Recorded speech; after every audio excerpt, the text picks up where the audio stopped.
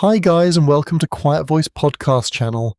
Tonight we're sleeping in an 1880s England horse caravan, while an ice storm taps at the roof and the whole dark countryside seems to hold its breath.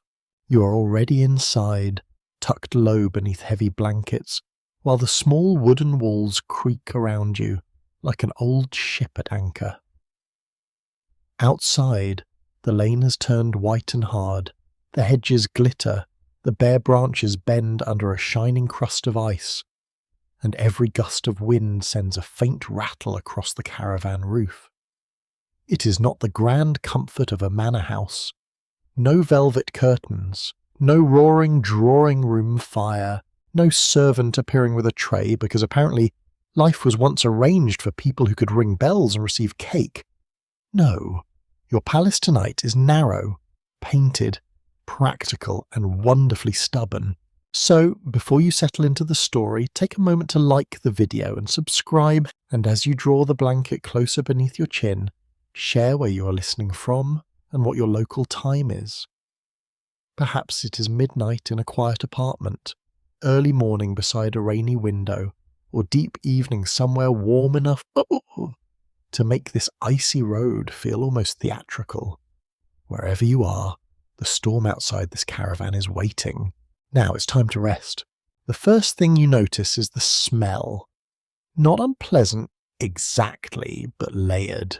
Damp wool, cold wood, a trace of horse sweat from the harness hanging near the door, a little coal smoke from the iron stove, thin and mineral sharp. There is also the faint sweetness of straw, tucked somewhere under a bench or bundled near the back, waiting to serve any purpose the night demands. In this small room, every object earns its place. A tin cup, a folded shawl, a box of matches, a chipped plough, a lantern with soot darkening the glass. The caravan does not waste space, because space is wealth, and you, my friend, are not exactly travelling with a ballroom. The glass in the tiny window is filmed with frost. When you breathe, the pain softens for one moment, then clouds again, beyond it. The world is more suggestion than scenery. You see a hedge, perhaps, or only the black shape of one. You see the pale curve of the road where ice has taken the mud and made it shine. The storm does not fall like ordinary snow. It strikes. A fine sleet ticks against the wood, then becomes harder, grain by grain, until the whole roof whispers with cold needles. The caravan answers with little groans in its joints.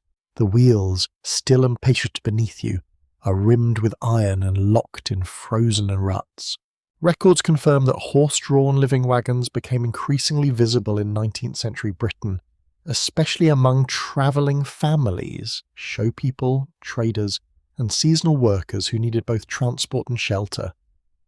By the 1880s, such caravans could range from plain, home-built boxes on wheels to richly painted travelling homes with carved panels and bright trim. Yours tonight sits somewhere between pride and necessity. Its paint is weathered but brave. Its steps are slick with ice. Its door has a latch that feels cold even through cloth. You sit with your back near the wall, feeling the board beneath the blanket.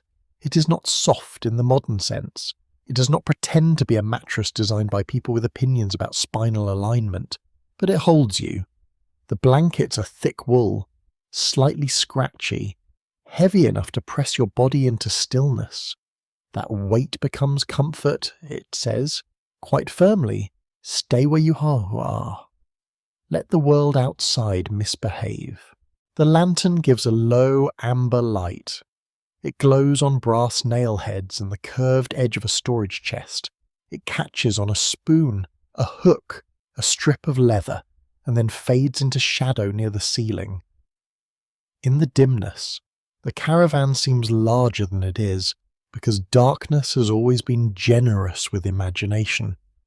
A coat hanging by the door becomes a silent guard. A bundle of rolled cloth becomes a sleeping dog, though there is no dog, unless you count the wind, which is currently scratching at everything, Oddly enough, some Victorian travellers believed that a horse would sense dangerous weather before any person admitted the obvious. A restless stamp, ears turned backward, or refusal to move was sometimes treated almost like a forecast. Was that science, superstition, or simply respect for an animal that spent more time outdoors than its owners did? A curious footnote says that many practical road people trusted such signs because the horse often noticed what humans missed. And honestly, considering how often humans walk into trouble with confidence, the horse may have had the stronger argument.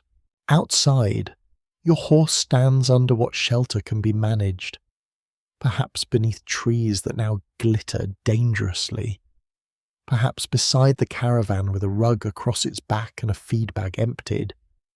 You cannot see it clearly, but you can imagine the steady warmth rising from its body, the white fog of its breath, the faint shift of iron shoes on frozen ground.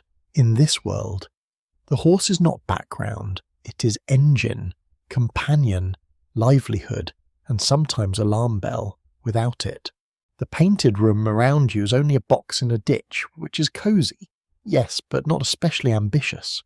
The storm thickens. A branch cracks somewhere in the dark, not a great dramatic crash, no need for theatre. Nature is already quite pleased with herself, but a clean, sharp snap that travels through the icy air.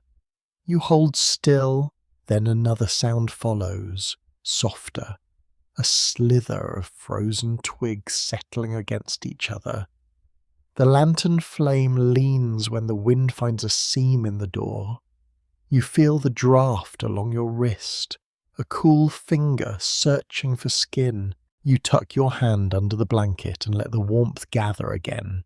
There is a scholarly debate about how outsiders in Victorian England understood caravan dwellers. Some historians describe the road as a place of hardship, suspicion, and social exclusion.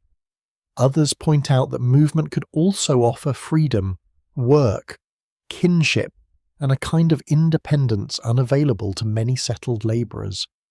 No agreement has been reached on whether the caravan should be imagined mainly as refuge or burden. Tonight, as the ice storm presses close, it feels like both. It is fragile, yes. A hard gust reminds you of every thin board between your body and the weather. Yet it is also miraculous. 4 walls, a roof, a stove, a door that shuts, and enough blankets to make the cold negotiate rather than conquer. You shift deeper into the bedding. The wool smells faintly of smoke and long use. Beneath it, your toes search for warmth and find the safe hollow where your own heat is collected. The stove gives a soft tick as metal expands and settles. A coal breaks inside with a tiny inward sigh.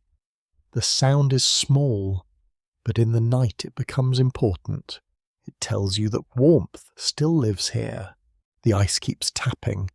The road has disappeared. The fields have disappeared. Even the nearest village, with its church tower and shuttered windows, feels like a story told by someone else. All that remains is this narrow chamber of wood and lamplight moving nowhere. Holding steady, you do not need to solve the weather. You do not need to reach the next town, and you do not need to impress anyone with bravery, which is a relief, because bravery is much easier beneath 3 blankets and beside a stove.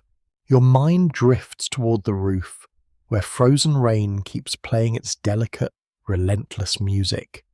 Each tap is a small reminder that the outside world is still there, stern and glittering, but not yet inside. You breathe slowly. The frost on the window brightens when the lantern trembles. The horse shifts once in the dark. The caravan creaks, then settles again, as though it too has decided that the best answer to this storm is patience. And so you stay wrapped in wool, with the storm at your shoulder and the old road hidden beneath ice, listening to the wooden walls hold their quiet line between danger and dreams. The last daylight lies low over the English road, pale as milk poured across a cold plate. You sit near the front of the caravan as it moves at a careful pace, the whole wooden body swaying with each rut, each stone, each hidden hollow filled with brown water and broken ice. The wheels do not roll smoothly, or they complain. They grind through mud, rise with effort, sink again. And remind you that travel in the 1880s is not a graceful glide through charming countryside. It is a negotiation with every yard. The horse leans into the traces, steady and solemn, its breath lifting in soft clouds. The leather harness darkens with damp. The road shines where old puddles have begun to skin over. On either side, hedgerows crowd close, tangled with thorn, dead leaves, and the last shivering berries that birds have not stolen yet. The branches scrape the caravan side now and more. Then, like long fingernails testing the paint, a romantic image. Yes, though perhaps less romantic when one of those branches snaps back through a loose curtain and nearly pokes your eye.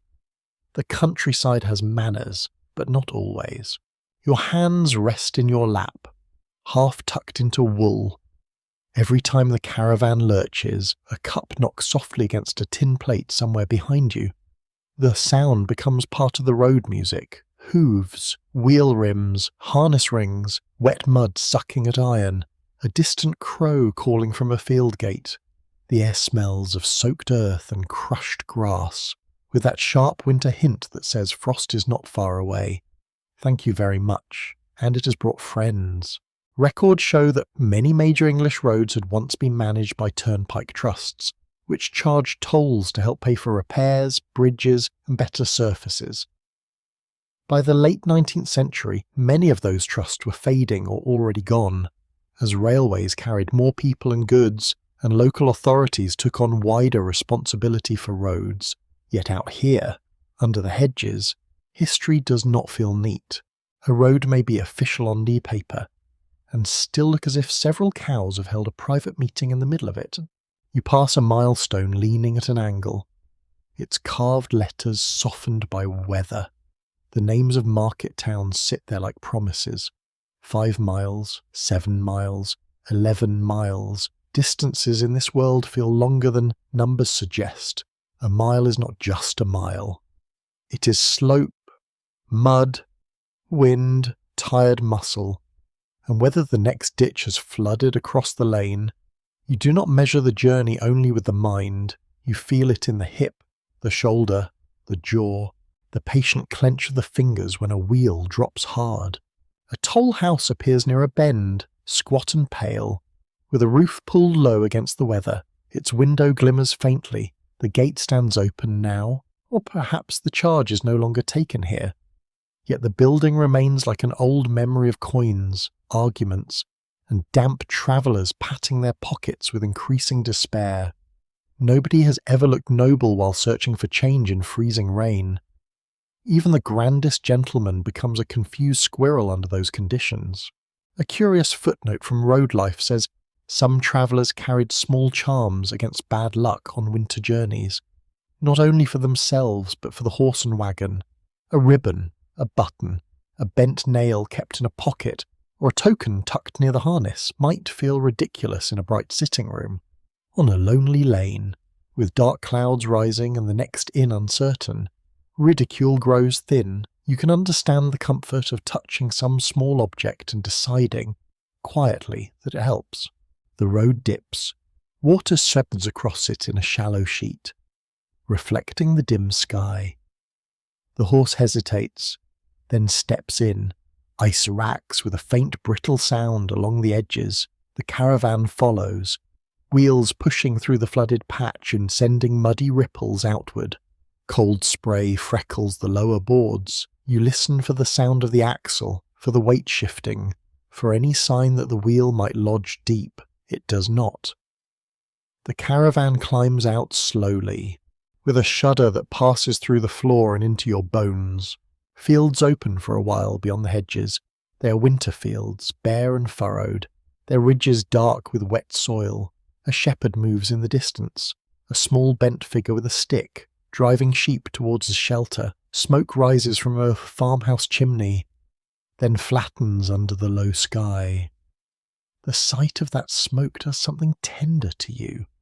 It suggests warmth, bread, voices, and a door that closes properly. Your own door closes too, of course, when persuaded, though it has opinions and a draft with ambitions. Arguments split along several lines when historians discuss rural mobility in Victorian England. Some emphasise the growing reach of railways and the way they transformed long-distance travel. Others remind you that countless short journeys still depended on feet, hooves, carts, lanes, and local tracks. The railway may dominate the ground story, so the muddy road keeps doing the daily work. You can feel that truth in every jolt. Late afternoon darkens, almost without ceremony. One moment the hedgerow is greenish-black. The next, it is simply black. The sky lowers into a heavy slate colour. The wind begins to carry tiny hard specks that strike your cheek when you lean near the opening. Not snow yet. Not rain exactly, something meaner, more precise, as though the weather has taken up needlework. The caravan slows near a crossroads, where the signpost arms point in several directions, each one damp, crooked, and not especially encouraging. The names are readable only if you already know what you hope they say. The horse flicks an ear, the driver studies the lane ahead, then the ditch, then the sky. A person does not need formal schooling to understand a storm gathering over open country. The lesson is written plainly in the wind. You pass beneath arching trees, their bare branches laced together overhead, trapping the last light in a web of grey. Drops fall from them, cold and sudden, striking the canvas cover near the seat. Somewhere under the boards, a chain clinks. You breathe in the scent of wet bark and horsehair. The wheels press on. By the time the first true ice pellets begin, the road has narrowed to a pale strip between dark hedges. The world seems to fold inward. No city lamps, no station platform, no easy bell to ring, just the lane, the horse, the turning wheels, and the small wooden home carrying you onward while daylight drains away like water from a cracked basin. You pull the blanket closer, not yet for sleep, but for faith. The journey asks for patience, the road asks for respect. The countryside, with all its frozen beauty and inconvenient puddles, asks for absolutely everything else. The horse stands with its head lowered, not defeated, only tired in that deep animal way that makes silence feel respectful. You watch from the caravan step, wrapped tight against the cold, while the storm begins to sharpen around the yard of bare ground where you have halted. Ice taps on the brim of a hat, on the folded edge of a rug, on the wooden shaft still dark with wet. The horse blinks slowly, steam rises from its shoulders in pale clouds, and the smell of warm hide meets the bitter scent of frozen earth. You do not rush toward comfort for yourself yet. The horse comes first because in this road-bound life, kindness is not sentimental decoration, it is survival. A hungry, chilled, or sore horse means no movement, no trade, no shelter in the next plate, no cheerful arrival at a village green where someone might sell you bread. The animal has pulled weight through mud and water, up slopes and across ruts, while you merely endured the dramatic suffering of being jostled on a bench. Very heroic. Naturally, the traces are loosened with careful hands. The leather is stiff from cold. The metal buckles bite at bare fingers. You hear the small clack of harness rings, the creak of straps drawn away from damp hair, the soft thud as a collar is lifted free. The horse lifts its head, then lets it drop again, as though relieved to be no longer held in the shape of labour. A lantern has been hung low nearby, its light trembling over the flank, the legs, the broad chest. In the 1880s, horses remained essential to British transport. Farm work, delivery rounds, private chum, and countless trades, even as railways carried people and goods across longer distances. Urban streets and rural roads alike depended on horsepower, in a very literal sense. This is one of those facts that sounds tidy in a history book, then becomes warmer and more serious when you stand beside the animal itself, feeling its breath in the freezing air. You take a handful of straw and rub it across the damp coat. The motion is firm but gentle, drawing moisture away before the chill can settle in. The horse shifts one hind foot, and the iron shoe rings against a stone beneath the mud. The sound is small, yet it carries through the night. You work along the neck, shoulder, and ribs, feeling heat beneath the hair. This is not pampering. It is basic care. A wet horse left standing in freezing wind can become stiff, ill, or miserable, and misery, as anyone who has shared a kitchen with a sulking relative knows, is rarely efficient. A coarse rug is thrown across the horse's back. It smells of lanolin, rain, and stable dust. The edges are pulled straight. A strap is fastened so the wind cannot steal it. You check that it does not rub near the withers. The horse gives a slow breath through wide nostrils, and a spray of warmth dissolves into the dark. A feed nose bag is lifted and fastened. Oats wait inside, dry and precious, with a little chaff to slow the eating. The horse begins to chew, steady and serious, teeth grinding softly. The sound is deeply peaceful. It has none of the vanity of human supper. No speeches, no complaints about seasoning, no careful pretending that boiled turnip is exciting. Just food, hunger, and the calm industry of a creature doing exactly what it needs to do. A curious roadside belief claimed that a horse refusing water at night might be warning of a bad source, a hidden chill, or even nearby danger. Practical people knew that animals could be fussy for many ordinary reasons, yet they still watched such behaviour closely. On lonely roads, a horse's reluctance could become a message, perhaps not a magical one, but a useful pause. The old world often wrapped observation in superstition, because plain caution needed a warmer coat. You look to the hooves. Mud has packed near the shoes, and small stones have wedged in the grooves. With a pick and patient pressure, the dirt comes free. Each hoof is lifted in turn. The horse leans, trusting the hand at its leg. You feel the weight of that trust.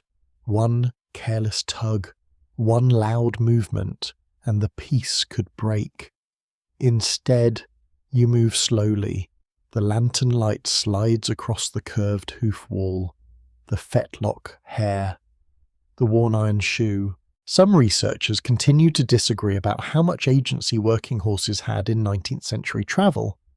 One side studies them as labouring animals shaped by human command, bought, sold, trained, and driven.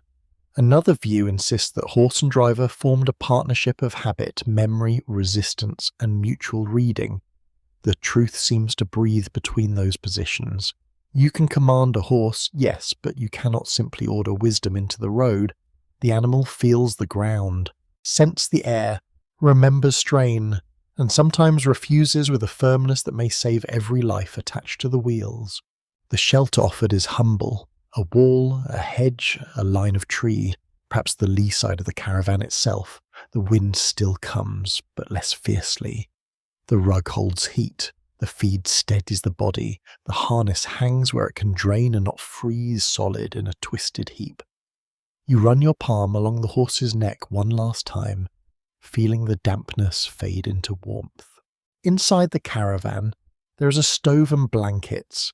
Outside, there is this quiet partner under the weather, wrapped as well as the road allows. The difference between human comfort and animal comfort is not as wide as polite society likes to imagine. Both need food. Both need dry covering. Both need rest. Both do better when someone notices the small signs of distress early, instead of waiting for grand disaster to announce itself with trumpets. The horse finishes chewing and lifts its head. The ears turn toward a branch cracking in the icy dark. Then the ears soften. No alarm, only weather. You find comfort in that judgment. The night may be hard, but it is not yet panic. The caravan stands still. The lantern burns low. The horse breathes, warm and steady, and the whole frozen lane seems to listen to that patient sound. The caravan door closes with a wooden sigh, and the cold is left outside to sulk against the latch. You stand for a moment in the narrow interior, letting your eyes adjust to the lantern light and the soft glow from the stove. The place is small enough that one careless elbow could become an event, yet it has the dignity of a room that knows exactly what it is doing. Every shelf, hook, chest, curtain, peg, and folded cloth has been placed with purpose. Space here is not empty. Space here is earned. Your hand brushes the inside wall. The boards are smooth in some places and rough in others, polished by years of shoulders, hands, coats, and winter damp.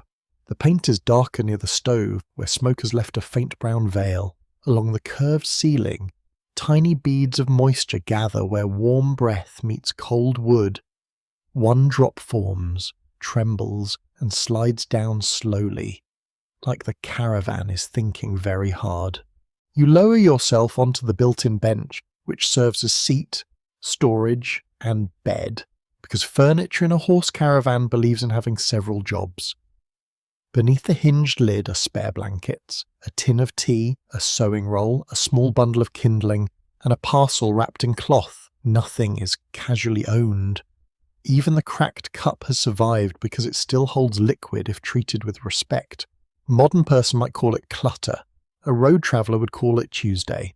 Records confirm that many 19th century living wagons used compact designs with sleeping berths, storage benches, small stoves, folding tables, and exterior steps, allowing families or workers to carry a mobile household through towns and fairs. The finest examples could be richly decorated with carved panels and painted scrollwork, while plain working vans were simpler, tougher, and less interested in impressing anyone.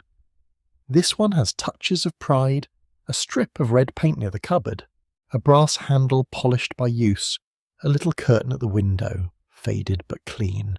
You notice the way warmth moves.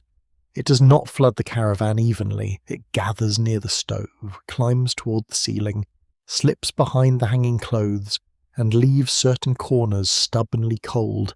One knee feels blessed. One shoulder feels neglected. Your toes report mixed conditions. The stove itself is small, black, and iron, with a pipe rising through the roof. It gives off a dry heat that smells faintly of coal, ash, and old metal. When a little gust finds the vent, the flame inside stirs and the stove answers with a sleepy tick. A shelf above the bench holds a row of essentials, a knife with a wooden handle, a twist of paper containing salt, a candle stub, a comb missing several teeth, which still seems proud of its remaining duties. There is a little mirror, cloudy at the edges, reflecting lantern light in a pale oval. You catch a dim version of your face, softened by shadow and cold. In this mirror, everyone looks like they have just inherited a secret or lost a legal dispute. Oddly enough, some caravan owners decorated even practical wagons with bright colours, floral patterns, and shining metal fittings, not only for beauty but also for identity and reputation on the road. A well-kept caravan announced discipline, skill, and belonging. A painted panel could speak before the owner did. In a society eager to judge those who travelled, a handsome wagon could become a kind of silent argument. It said, "This is a home, not a disorderly box with wheels. Thank you kindly." You pull back a curtain and find a sleeping place tucked along the side.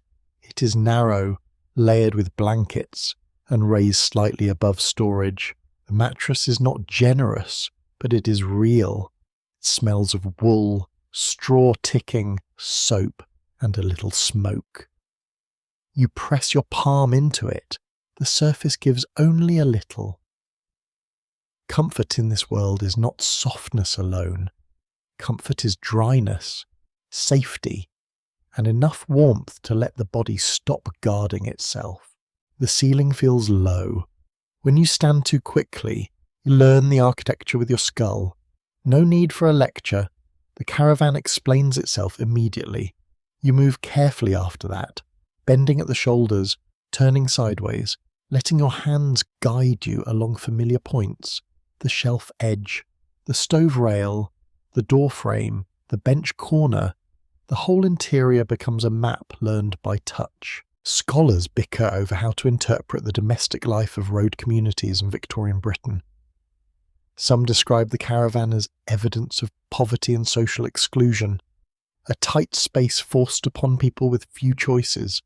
Others argue that its ordered interior, portable possessions, and decorative care reveal resilience, household pride, and a clear sense of home. The disagreement lingers because both readings can sit in the same room. You can feel hardship in the cramped air, yet you can also feel mastery in the arrangement. A small table folds down from the wall. Its hinges creak, then hold. On it, a plate fits beside a cup, but not beside much else. The table is just large enough for supper, mending, letter writing, or counting coins, though not all at once unless you enjoy chaos as a lifestyle. Beneath it hangs a cloth bag filled with potatoes. Above it, a hook carries a kettle. Near the door, boots wait upside down to keep out drips. Every object has been trained by necessity. The ice storm keeps tapping overhead. But the sound changes inside. Becomes gentler, filtered through wood, roof, blanket, and flame. Go. The caravan is not silent. It clicks, breathes, settles, and murmurs. Boards tighten in the cold, metal shrinks. A hanging spoon moves with the faintest chime. The little window glows with frost at its edges, and the curtain stirs once when a draught slips under the door. You tuck a blanket along the floor crack, a simple defence against the wandering cold. Then you sit back and let the room reveal its deeper comfort. Not luxury, not elegance, something older and more useful. The comfort of objects within reach, the comfort of knowing where the matches are, the comfort of a wall at your back and a roof above your head while the weather wastes its fury outside. The caravan holds you in its wooden ribs. It is cupboard, bedroom, kitchen, shelter, memory chest, and moving world, all packed into a space a grand house might waste on a corridor. You breathe in coal smoke, wool, and polished wood. You listen to the stove ticking and the ice striking above. In this small enclosure, the night becomes manageable. One object, one breath, one warm patch of blanket at a time. The stove door opens with a small iron groan, and orange light spills across the floorboards like a secret being shown only to the patient. You lean closer, careful not to crowd the heat, because a little stove in a small caravan can be both dear friend and bossy tyrant. It warms your hands, dries your cuffs, blackens the kettle, smokes if offended, and demands fuel with the quiet confidence of a landlord. A coal shifts inside, glowing red at the heart, and the smell of ash deepens in the room. Supper is not grand, but it arrives with ceremony because hunger knows how to make simple things noble. A cloth is spread over the folding table. The tin plate is set down. The knife is wiped clean on a corner of linen. From a covered pot comes a thick stew of potatoes, onion, carrot, and a little salted meat. Stretched carefully so that no spoonful feels wasteful. Steam rises in soft white threads. It carries the earthy scent of root vegetables, pepper, and smoke, and suddenly the whole caravan seems less like a box on wheels and more like the centre of a small, determined kingdom. You take the cup in both hands while tea darkens inside it. Strong tea, of course, not delicate tea that seems to apologise for existing, but the kind that stands up straight and puts warmth behind your ribs. In late 19th century Britain, tea had become a daily comfort across many levels of society, helped by expanding trade, falling prices, and habits that turn the kettle into a fixture of working life. Bread, potatoes, dripping cheese, bacon when available. and stewed leftovers often fill the tables of people with modest means. That fact sits here plainly, not as a museum label, but as a plate in front of you. The first spoonful is almost too hot. You blow across it, watching the steam tremble. Outside, the ice storm flicks against the roof, faster now. But inside, the spoon slides through gravy, and the potato breaks softly. The taste is plain and salty and beautiful. Warmth moves from tongue to throat to chest. It is amazing how the body forgives an entire difficult day after one proper mouthful. People speak of philosophy, ambition, destiny, and empire, but give a cold traveller stew and tea, and civilization suddenly makes much more sense. A heel of the bread waits beside the plate. Its crust is hard enough to make a modern bakery assistant faint into a paper bag, but dipped into the stew, it softens. You press it down with the spoon and let it soak. Nothing is wasted. The last bit of fat on the knife is spread thin. A pinch of salt is tapped from paper. Even the hot water left in the kettle will be used wisely. The Caravan teaches thrift without scolding. It simply has no room for carelessness. A curious kitchen habit among some travellers was to keep a small piece of bread near the fire until it hardened, then use it to thicken soup or quiet a sour stomach when food was poor. Oddly enough, burned crust was sometimes treated as a rough remedy, crushed into water or eaten slowly. Was it medicine, habit, or just the brave imagination of people with limited supplies? Perhaps all three. The past is full of cures that make you grateful for modern pharmacies and slightly suspicious of your ancestors. The stove lid rattles, the kettle sighs, a spoon knocks the rim of the cup. These are little domestic sounds, soft enough to fold into the storm. The lantern flame shines on the table edge, on your fingers, on the dull silver of the knife. Shadows sway across the curved ceiling. You feel the Caravan responding to the wind with faint movements, but supper anchors everything. The road outside may be hidden by ice, yet here, for the length of a meal, the world is measured by steam, bread, and the steady lift of warmth from iron. Discussions among social historians continue over how much late Victorian living standards truly improve for working people. Some point to cheaper food, wider access to tea and sugar, and better wages in certain trades.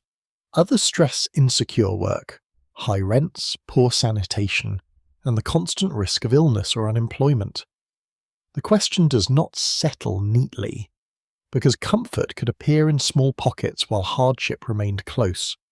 You can taste that tension in this meal. It is nourishing, but carefully counted. It comforts you, but it does not let you forget the road. You sip tea again. It is strong enough to make the spoon consider standing by itself, which may be excessive, but on a night like this, excessive tea feels like moral courage. The cup warms your palms. The heat seeps into the stiff places in your fingers. A drop of condensation slides down the window, cutting a clear line through frost. Beyond it, darkness presses close, and the hedge flickers whenever the lantern catches ice on the branches. There is a small sweet thing wrapped in paper, perhaps a piece of seed cake, perhaps a hard biscuit, perhaps a lump of sugar saved for when the night looks too pleased with itself. You turn it in your hand before eating. Such small treats carry more pleasure when they are rare. One bite, then another. Crumbs fall onto the cloth, and you gather them with a damp fingertip because even crumbs deserve respect when the nearer chop is miles away and the weather is acting like a strict schoolmaster.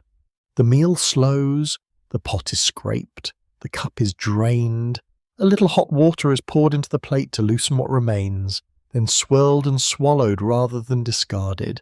It is not elegant, it is sensible. Elegance can wait for rooms with carpet and people who have never had to judge whether a wheel rut is deeper than it looks. Now the table is cleared, the knife is wrapped, the cup is turned upside down, the pot returns near the stove, where its last warmth lingers. Your stomach is settled, your hands are thawed, and the storm outside seems slightly less powerful. not because it has weakened, but because you are fed. Firelight moves across the blankets. The caravan smells of tea, coal smoke, onion, and wool. You sit back, listening to ice strike the roof while the little stove keeps making its brave red heart.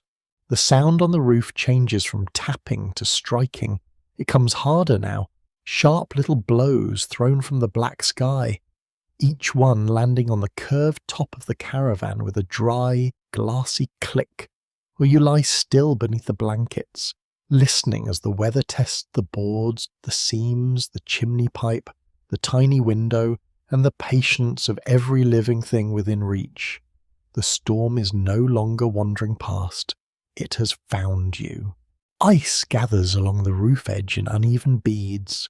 Some pellets slide down and hit the step outside with a brittle scatter. Others stick where they land, building a crust that thickens without drama, which is exactly how cold does its best work. It does not shout. It collects. It hardens. It waits for someone to make a foolish decision, preferably involving a hill, a horse, and great confidence. The lantern flame trembles. A draught pushes through a gap near the door and drags a cold thread across your cheek. You pull the blanket higher, but your ears remain uncovered, because the whole night has become a warning. Above you, ice clicks against wood. Beneath you, the floor creaks in the wind. Outside, the hedges hiss as frozen rain combs through their twigs. The storm has many small voices, and none of them sound impressed by human plans. Records confirm that winter travel in 19th century England could be slowed or stopped by snow. Freezing rain, flooded roads, broken bridges, lame horses, and poor visibility. Even well-used routes became dangerous when frost turned ruts into ridges and iron wheel rims lost their grip. A journey that looked simple in daylight could become a trap by nightfall. The railway might run on schedule somewhere far away, proud and smoky, but out here the road is still ruled by mud, slope, ditch, and weather. A gust strikes the caravan side. The whole body gives a low wooden groan. You feel it through the bench, through the folded bedding, through your ribs. Not collapse, not panic, just pressure. The stovepipe rattles once, then settles. A small fall of soot whispers down inside the iron stove, and the smell of coal smoke grows stronger for a moment. You listen carefully, because in a small shelter, every change matters. Smoke that stays where it belongs is comfort. Smoke that wanders is a problem wearing a grey coat. Outside, somewhere near the lane, a branch cracks under the weight of ice. This one is larger. The snap splits the night cleanly, then ends in a soft crash as the branch drops into the hedge. You wait for the horse to startle. There is a shift, a hoof scraping frozen ground. Then quiet. The animal has judged the matter and found it survivable. You accept that verdict with gratitude. A calm horse can steady a human mind better than any lecture. A curious storm belief among road people held that ice forming thick on the windward side of trees could reveal how the next hour would behave. If the crust spread quickly and pointed along the branch tips, the wind was thought likely to strengthen. If it clung in dull sheets, some travellers expected a long freeze. This was not formal weather science, but it was close attention, wrapped in country language. When no printed forecast could reach a dark lane, the trees became a kind of rough newspaper. The danger is not only cold, it is weight. Ice weighs down branches until they fall. It coats harness buckles until fingers cannot work them. It seals wheels in place, glazes the steps, slicks the road, and makes every surface treacherous. You imagine a person stepping out too quickly, one boot sliding, one hand missing the rail, pride injured first and body shortly behind. The past contains many hardships, but slipping in front of your own horse must rank high among the less dignified ones. The storm thickens against the roof. There is almost rhythm in it now, a harsh lullaby made by frozen rain. You can hear separate notes when you listen closely, a hard pellet on metal, a duller tap on wood, a scatter across the step, a slide down the side panel, a faint plink from the lantern bracket when the wall shivers. The caravan becomes an instrument, and the storm plays it with cold fingers. Historians still debate how ordinary travellers balance caution and necessity in severe weather. Some argue that people of modest means often had little choice but to keep moving, since missed markets, delayed work, or lost trade could mean real hunger. Others suggest that experienced road families learned a flexible wisdom, stopping early, reading skies, and accepting delay as part of survival. The truth rests uneasily between need and judgment. You feel both pressing against the door tonight. Another gust arrives, lower and longer, pushing under the caravan like a hand trying to lift it. The blankets around your shoulders seem suddenly precious. The stove ticks. The wall at your back feels thin, yet brave. You begin to understand how small protections become enormous in bad weather. A latch that holds, a roof that sheds water, a match kept dry, a kettle that still boils, a horse that still eats. These are not minor things. They are the architecture of endurance. Your breath fogs faintly in the coldest corner of the air. The stove cannot conquer every inch. It sends warmth outward, and the storm sends cold inward, and somewhere between them your body makes a treaty. You curl your feet deeper into the bedding. The wool scratches your chin. The lantern lowers to a softer gold. Outside, ice thickens on the world, branch by branch, rail by rail, stone by stone. You do not move. You do not test the road. You let the storm spend itself where it can, and the caravan holds its shape beneath the assault, not mighty, not grand, simply faithful, and the roof takes each blow. The walls flex and settle, and the door remains closed. In the dark, the frozen rain keeps falling, and you listen with slow breath, wrapped in blankets, while danger stays just beyond the wood. Your mind drifts into the weight of the blankets, and the storm becomes less a threat than a distant labourer tapping at the edge of sleep. Wool lies over you in thick layers, rough against the chin, warm around the knees, heavy across the chest. Does not feel like modern bedding. Light and obedient, it has character, it has opinions, it smells faintly of smoke, damp weather, stored lavender, and long service. It presses you down with the authority of something that has kept many cold people alive and knows perfectly well that comfort is not always silky. You begin with one blanket tucked around the feet, because cold toes are small tyrants. They complain without shame. A second blanket crosses the hips and shoulders. A shawl folds beneath the neck. A coat lies over the top for added weight. Its buttons turned outward so they do not dig into your ribs. It is not elegant, but it is effective. Sleep does not care whether you look graceful. Sleep cares whether your body stops shivering long enough to trust the night. The air inside the caravan is layered like the bedding, near the roof. Warmth gathers and hesitates, near the floor. Cold creeps patiently, finding gaps, corners, and the places where wood meets wood. You feel this especially around the ankles, where the chill lingers with rude persistence. A rolled cloth has been pushed against the lower edge of the door. Another bundle blocks a wall crack. These small defences matter.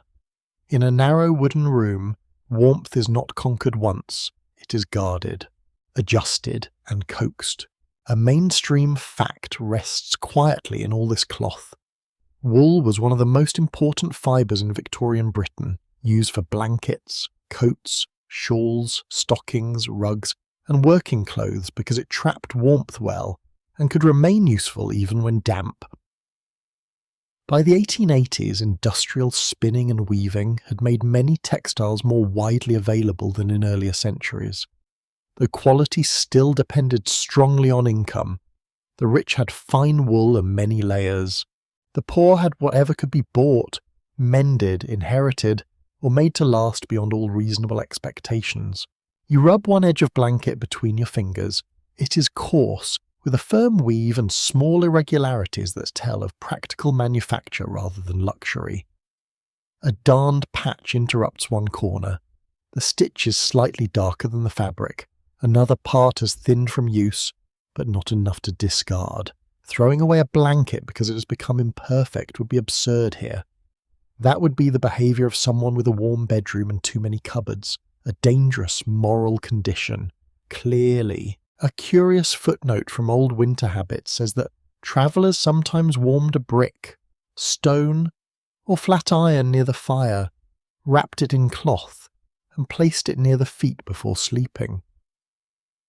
It was a modest version of a bed warmer, less polished than the copper pans used in wealthier houses, but wonderfully persuasive on a bitter night. Of course, one had to wrap it well. A helpful warm brick is comfort. A poorly wrapped warm brick is a lesson delivered directly to the ankle. You imagine such a wrapped stone tucked near your feet, not blazing hot, just steady and dull with heat. It would cool slowly, giving back what the fire lent it. That is the secret of winter survival before modern heating. Heat is borrowed, trapped, layered, and shared. A body warms the bed warms the body. Cloth holds still air. Still air becomes a shield. You do not defeat the colder, you make it travel through many obstacles before it reaches you, and by then, with any luck, it has lost interest. You draw your knees closer and feel the sheltering pocket form beneath the blankets. Your breath slows. The wool across your shoulder grows warmer as your own heat returns to you. This is patience made physical. Nothing happens quickly. The chill in the sheets does not vanish at once. The fingers do not thaw by command. The feet sulk for a while, as feet often do, then gradually accept negotiations. The body learns the room learns the body. Some historians still argue over what mass-produced textiles truly changed for ordinary people in late 19th century Britain. One view emphasises cheaper cloth, wider access to ready-made garments, and improved ability to layer against cold. Another stresses that many working households remained underclothed, overworked, and dependent on second-hand markets or endless repairs. The disagreement matters because a blanket can mean two things at once. It can show improvement in material life, and it can show how close people remain to discomfort. You listen to the small sounds made by cloth. A blanket shifts with a dry whisper. The coat sleeve slides against the wall. The shawl fringe brushes your cheek. These sounds are tender, almost private. Outside, ice continues to strike, but within the bedding sound is softened. Even the wind seems farther away when heard through wool. The world becomes muffled, padded, wrapped. Your hands settle under your arms, seeking the reliable warmth of the body. Victorian advice books often recommended flannel next to the skin for cold weather, and even without a book, common sense leads you there. Layers work best when they do not merely cover the body, but create small warm chambers around it. Stockings, shirts, petticoats, waistcoats, shawls, caps, scarves, and blankets all join the same quiet campaign. A nightcap may look faintly ridiculous to the modern eye, but ridicule fades when the ears are freezing. Warm ears are a serious civilization. The lantern burns lower. The stove gives a mild pulse of heat. Then a pause, then another. You do not chase perfect warmth. That would be impossible and rather exhausting. You accept uneven comfort. One cheek cool, one shoulder warm, feet improving, nose cautious, knees excellent. This is the inventory of a winter body at rest. At last the blankets settle into their full work. The weight stops feeling heavy and begins to feel protective, like a low roof of wool built just for you. The cold remains outside and below, searching slowly, but finding less and less. Your muscles loosen, your jaw unclenches, the storm becomes texture, Not command, wrapped in layers, held by patience. You drift toward the old and simple wisdom that warmth is not a single flame, but many small mercies gathered close. In your ears, the dark becomes crowded, not with people, not with voices, but with the many small sounds that daylight hides. The caravan rests in its frozen hollow beside the lane, and every object around you seems to speak in a quieter language. The roof ticks beneath icy pellets. The stove murmurs. The harness near the door gives a faint leather creak as it dries and stiffens in the cold. Somewhere outside, the horse shifts its weight, and one iron shoe scrapes lightly against the frozen ground. You lie wrapped and listening, and the night grows wider through sound. You cannot see the fields clearly, but you can hear them. The hedge crackles under its glassy coat. A branch bends, holds, then releases a sprinkle of ice that patters down through twigs and dead leaves. Farther away, water runs beneath a thin skin of frost in the ditch, making a hidden trickle like someone pouring tea very carefully in another room. Nature is considerate that way, always serving atmosphere, never washing the cup. The wind moves in uneven breaths. At times it presses hard against the caravan, flattening itself along the boards and searching for seams. Then it drops suddenly, leaving a silence so complete that the next sound feels enormous. A loose chain taps once beneath the step. A spoon trembles on its hook. The lantern glass gives a tiny click as it cools. Your own breathing becomes part of the place, slow and visible when it meets the coldest air.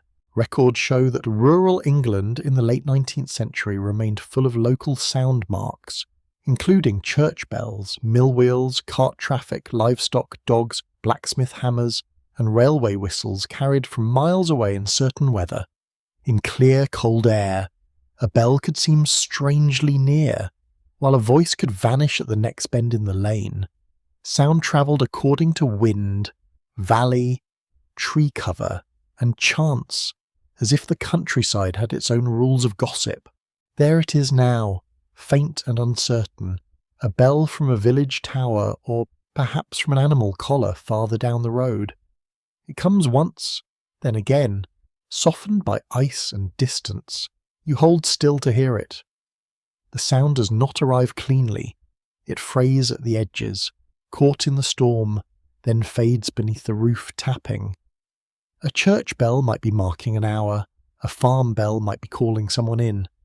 A harness bell might belong to another traveller stopped in darkness, equally cold, equally unimpressed by the weather's performance. A curious footnote says that some wagon drivers use small bells on harness, not only for warning on narrow roads, but also for comfort in fog or night travel.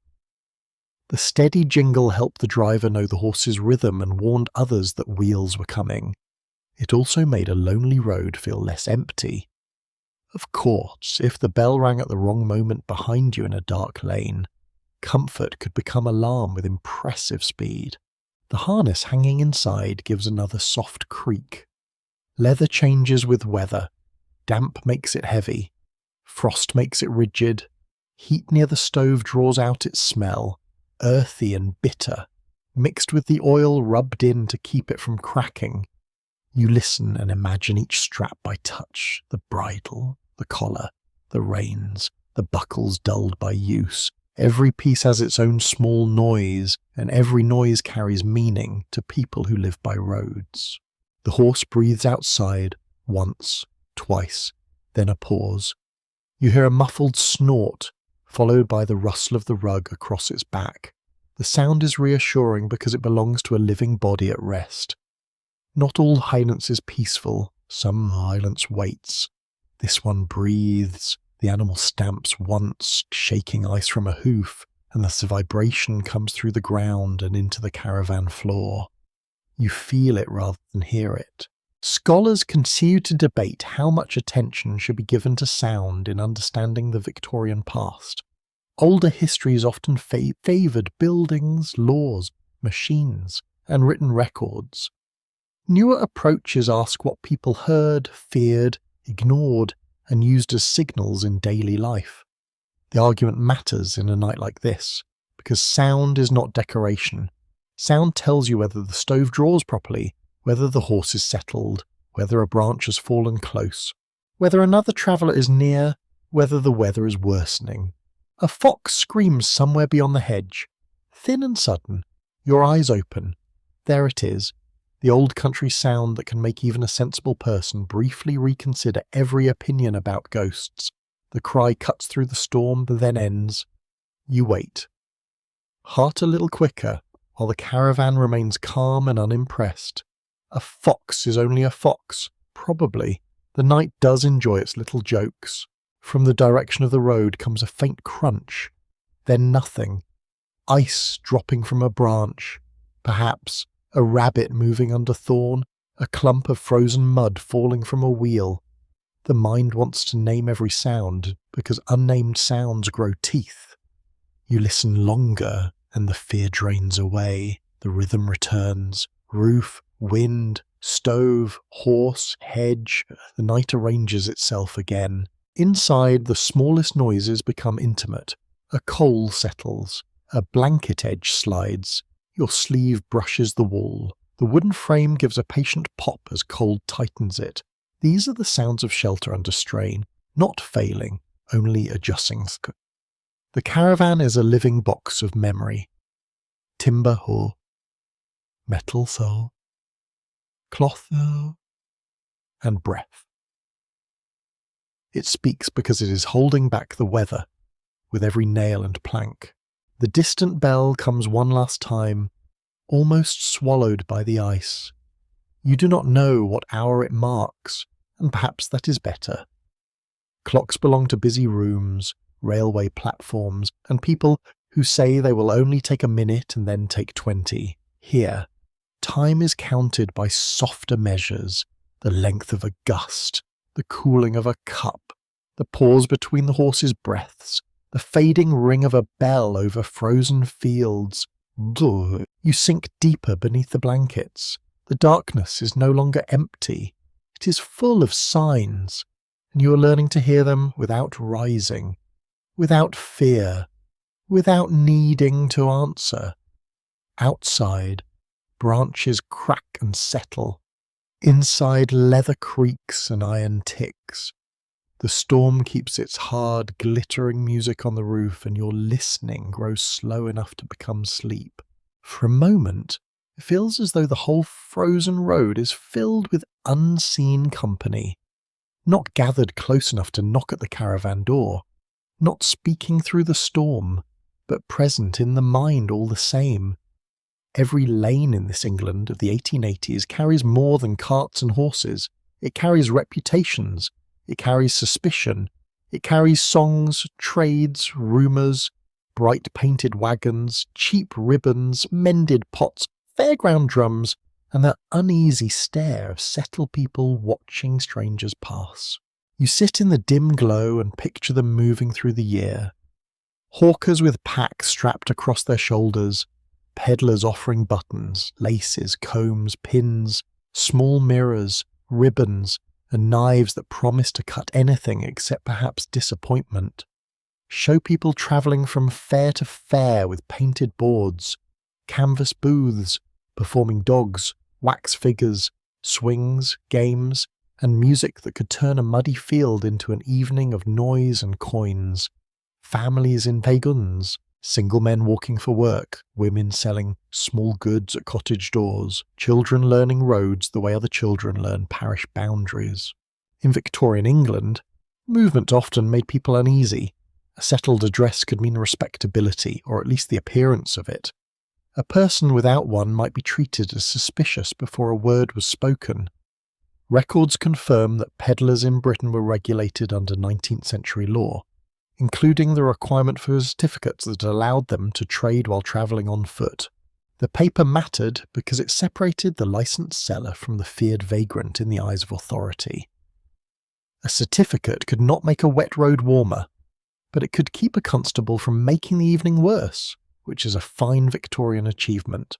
You imagine a village door opening just a crack, warm lamplight falls across a cold threshold, traveller stands outside with a tray of needles or a bundle of cloth. Inside, someone hesitates.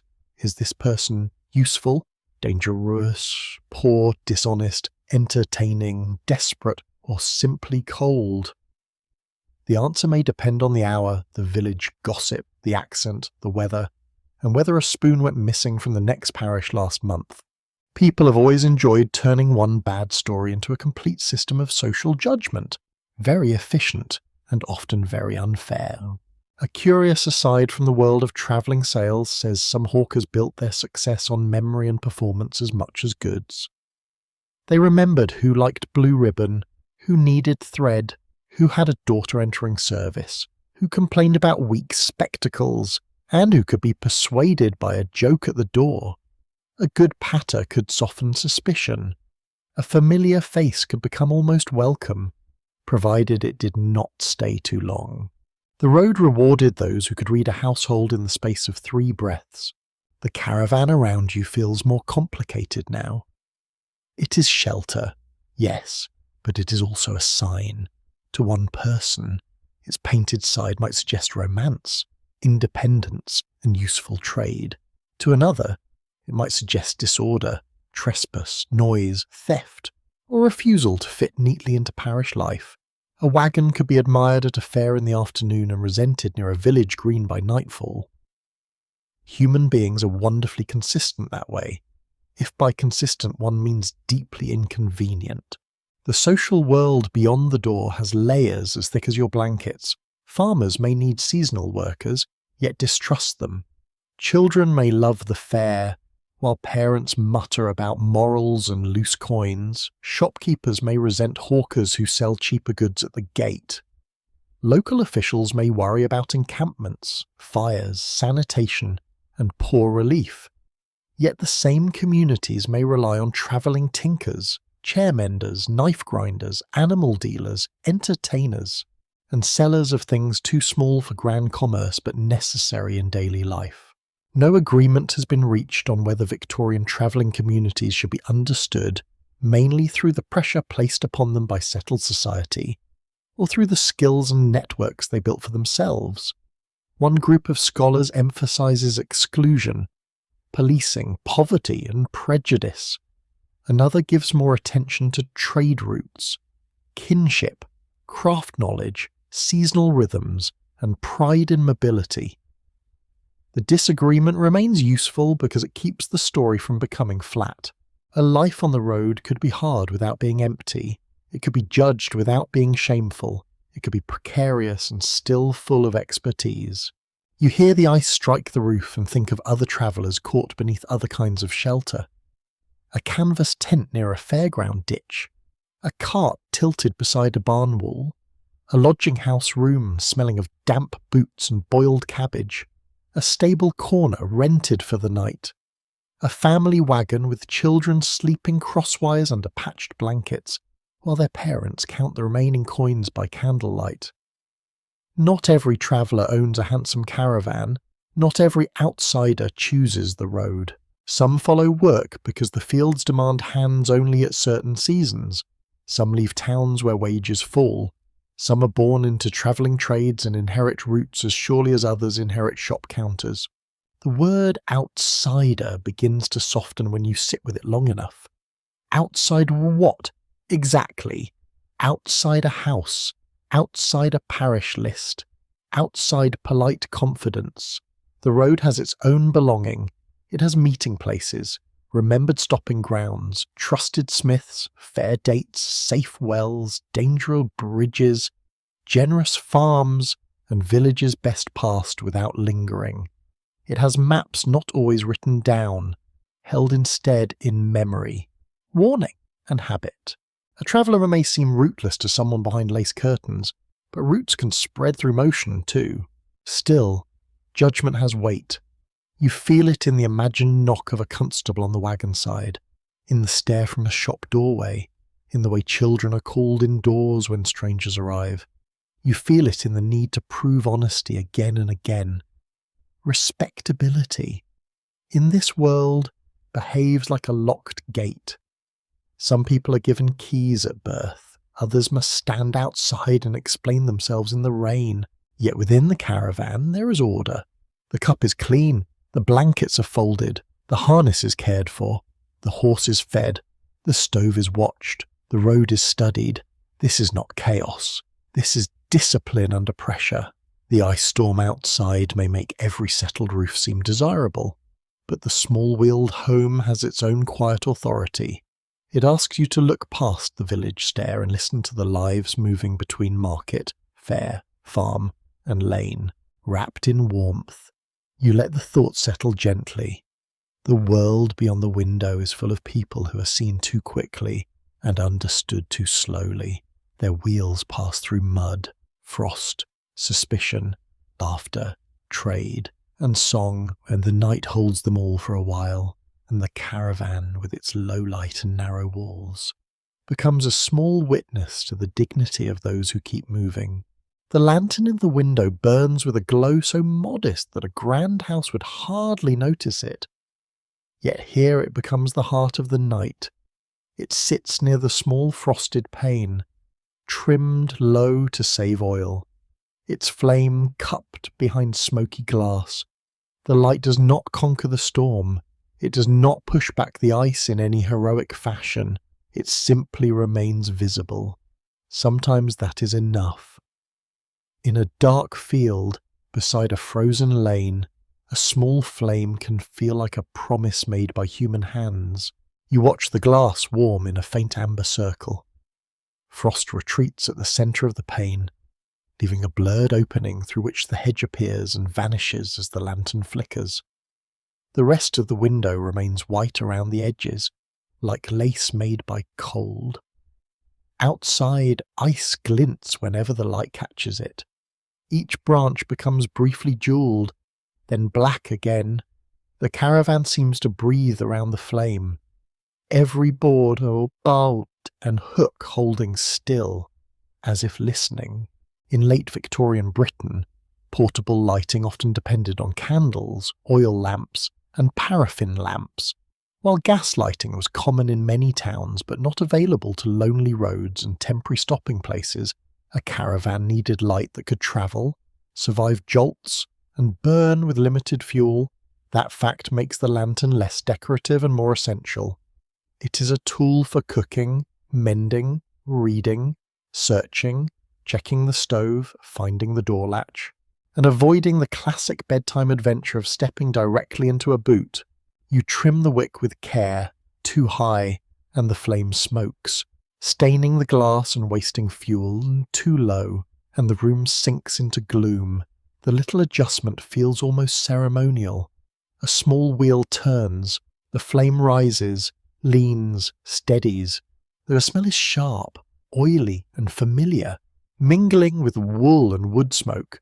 Light spreads over the table, the folded blanket, the hanging coat, and your hands. The fingers look warmer than they feel. But appearances can be encouraging. Even a hand deserves flattering lighting during an ice storm. There is privacy in this glow. The world outside cannot fully see you. The window shows only a muted flame.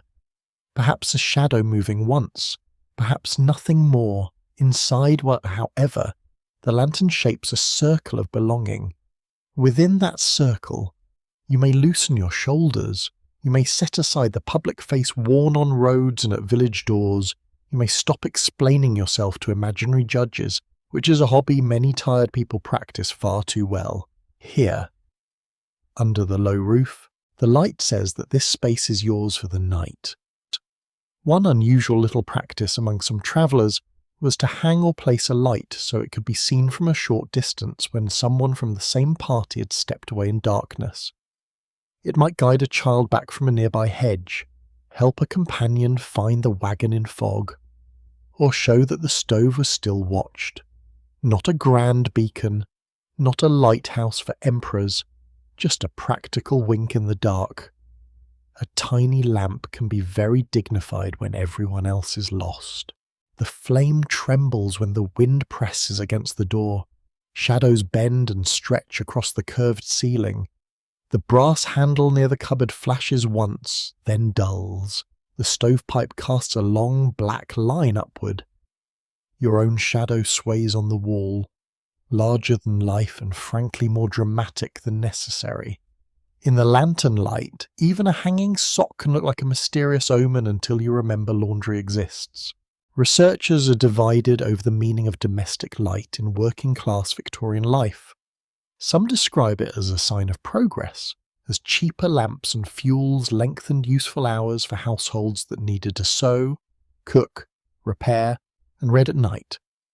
Others emphasize the cost, danger, smoke, and eye strain that came with poor lighting. The debate matters because this little flame holds both truths. It is comfort, yet it must be paid for. It grants safety, yet it brings fire into a wooden room. It opens the evening, yet it asks for watchfulness. You sit near it and listen. Ice strikes above, but the lantern gives the room a centre. Without it, the caravan would be only shapes, guessed by touch. With it, everything has a place. The cup waits on the shelf, the matches stay in their tin, the blankets make soft hills on the berth, the latch gleams near the door, the world becomes readable. That is one of the deepest gifts of light. It lets the mind stop inventing dangers in every corner, outside. The horse turns its head, and the movement sends a brief shimmer across the window. You cannot see the animal clearly, only a dark shape beyond the frost, but the lantern must be visible to it too. Perhaps animals do not think of safety as people do. Perhaps a flame is only brightness, yet the shared glow links the inside and outside for a moment. The human room and the living strength waiting near it. The caravan is not alone in the field. It is a warm point in a cold arrangement. The lamp also marks restraint. You do not burn it wildly. Fuel must last. The flame is lowered when sleep grows near, raised only when needed. In that careful economy, hope becomes disciplined. Not loud hope, not the kind that makes speeches and orders everyone to be cheerful. A quieter hope, the kind that checks the wick, shuts the door, keeps the matches dry, and believes morning will be easier if the night is handled well. The storm continues beyond the pane, glazing the branches, sealing the ruts, whitening the roadside stones, yet the lantern holds its amber circle. You breathe slowly and let your eyes rest on the small flame. It moves, but it does not fail. It leans, but it returns. In the deep cold, inside this narrow wooden shelter, the glow in the window becomes a soft message to the dark. Someone is here. Someone is keeping watch, and warmth still has a name. The frozen countryside lies beyond the caravan like a world made of glass and breath. You look through the small window where the frost has thinned near the lantern glow, and the land appears in fragments, a hedge bent under ice, a gate shining along its top rail, a field pale beneath a hard skin of sleet. Farther off, the dark shape of a church tower rises above the village, faint and square against the winter sky, as if it has been placed there to remind the night to behave itself. The road has lost its brown, muddy character. Ice has taken the ruts and sharpened them into ridges. The ditches gleam where water has frozen in uneven sheets. Fence posts wear bright caps. Each blade of dead grass carries a little crystal weight, and when the wind moves, the field seems to whisper without words. It is beautiful in the way dangerous things often are, which is frankly inconsiderate. One would prefer danger to look less decorative. You imagine the farms asleep under the storm. Low barns crouch around muddy yards now stiffening into stone. Hayricks stand under rough coverings. Carts rest beneath sheds. Chickens are sealed in dark coops. Annoyed perhaps, but safe enough. Cows breathe warm clouds into byres, their bodies heating the close air with a steady animal patience. Somewhere a farm dog lifts its head, decides the ice is not its responsibility, and settles down again with more wisdom than most committees. In the 1880s, much of rural England still centred on parish life. Farms, lanes, market towns, and seasonal labour, even as railways, newspapers, and industry drew the wider nation closer together. The parish remained a powerful local unit in memory, identity, charity, burial, worship, and poor relief. To pass through such a landscape by road is to move through a map of fields and names older than any timetable. The village itself is almost invisible, yet you sense it. A line of cottages along a lane, a public house sign creaking faintly in the wind, a smithy shut for the night, its anvil cold, a schoolroom dark behind small panes, the churchyard walls slick with ice, every stone beneath it holding names worn thin by weather. Behind cottage doors, people sleep in rooms where frost may be forming inside the windows. The rich have better fires, the poor have blankets, bed curtains, shared warmth, and the stubborn hope that morning chores will not begin with a frozen pump. A curious country notion held that heavy frost on the inside of a window could predict a still colder dawn, especially if the pattern spread like ferns across the glass. Some called those shapes frost flowers, and children sometimes traced them with warm fingers before the room woke fully. It was not reliable science, of course, but it was intimate weather watching. When the cold writes on your window, you may as well read it. Even if its spelling is dramatic, the ice storm makes the land feel paused, but it is not empty. Beneath the frozen skin, roots wait in the fields, turnips lie clamped in straw and earth. Seed corn is stored away, hedges shelter birds pressed into themselves. Small beating hearts inside feathered coats. In the orchards, bare apple trees hold up black limbs encased in silver. Every living thing has lowered its voice. You notice how the countryside organises darkness. In town, night gathers around lamps and streets. Out here, it gathers around distance. A cottage candle may be only 1 field away. Yet the frozen hedge, the ditch, and the unknown footing make it feel remote. A farm lantern carried across a yard becomes an event. A moving light can mean a person checking livestock, late traveller, a servant crossing to an outbuilding, or someone discovering that the water pail is frozen solid. Rural life is full of such small dramas, none improved by cold fingers. Specialists differ on whether late Victorian rural England should be described chiefly as a world in decline or a world adapting under pressure. One interpretation points to agricultural depression, falling prices, migration to towns, and the weakening of older village customs. Another stresses continuity, local resilience, mixed employment, and the persistence of rural skills. The disagreement matters because the frozen fields are not only picturesque, they belong to people balancing old rhythms with new forces, harvest memory with railway time, parish duty with national change. The church tower stands quietly through it all. Its bell may have marked births, marriages, funerals, market days, alarms, and festivals for generations. Now it marks silence. Ice clings to the stone ledges, the graveyard yews bend under their white burden. The lane beside the church is probably treacherous, a narrow slide waiting for an overconfident boot. Even dignity has poor balance on black ice. You rest your head near the window and let your gaze travel across the hidden parish. The landscape is not dramatic in the Grand Mountain sense.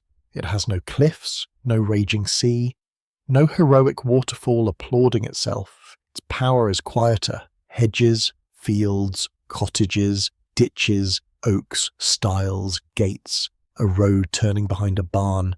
This is the England of local knowledge, where a person knows which hollow floods first, which farmer keeps a fierce dog, which lane holds frost longest, and which widow might trade eggs for mending. The ice gives every familiar thing a strange new surface. A gate becomes a silver bar, a hedge becomes a glittering wall, a furrow becomes rib of shadow and light. The ordinary is transformed without asking permission. That is one secret of winter. It reveals the shape of things by covering them. Inside, you remain warm enough to watch rather than fear. The caravan window frames the countryside like a small painting, but the cold beyond it is real. People will wake to frozen troughs, stiff locks, slippery yards, and animals waiting to be fed. Bells may ring, doors will scrape open, smoke will rise. For now, the farms sleep, the parish road lies sealed beneath ice, and the fields hold still under their shining weight.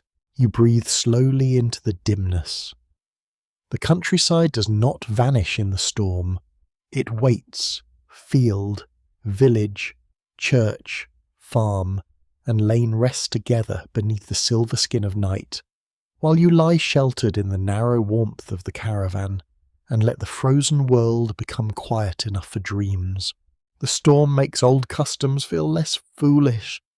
You may smile at them in a warm room, seated beside a modern window with a clock, a heater, and a cup that never had to survive a frozen road, but in a caravan while ice grips the hedges and the lane disappears under a shining crust. Any habit that promises comfort begins to look quite reasonable. The past does not always ask whether a thing is elegant. It asks whether it helps you get through the night. You sit near the stove and sort through the little knowledge carried by travellers. Some of it is practical. Some of it is inherited. Some of it sounds like advice offered by an aunt who has survived everything and trusts no weather, except whether she can smell. A red sky at evening might cheer a road traveller, unless the wind disagrees. A low flight of birds might suggest pressure changing. Cattle lying down before rain is a familiar country saying, though cattle also lie down because standing forever is tiresome, and one must not accuse a cow of prophecy every time it has knees. One firm historical fact is that printed almanacs remained common in 19th century Britain, offering calendars, moon phases, weather predictions, market dates, feast days, household advice, and assorted bits of useful or supposedly useful knowledge. Many ordinary people used them as references for planting, travel, fairs, and seasonal expectations. Not everyone trusted every prediction, but an almanac could still feel like a small paper companion against uncertainty.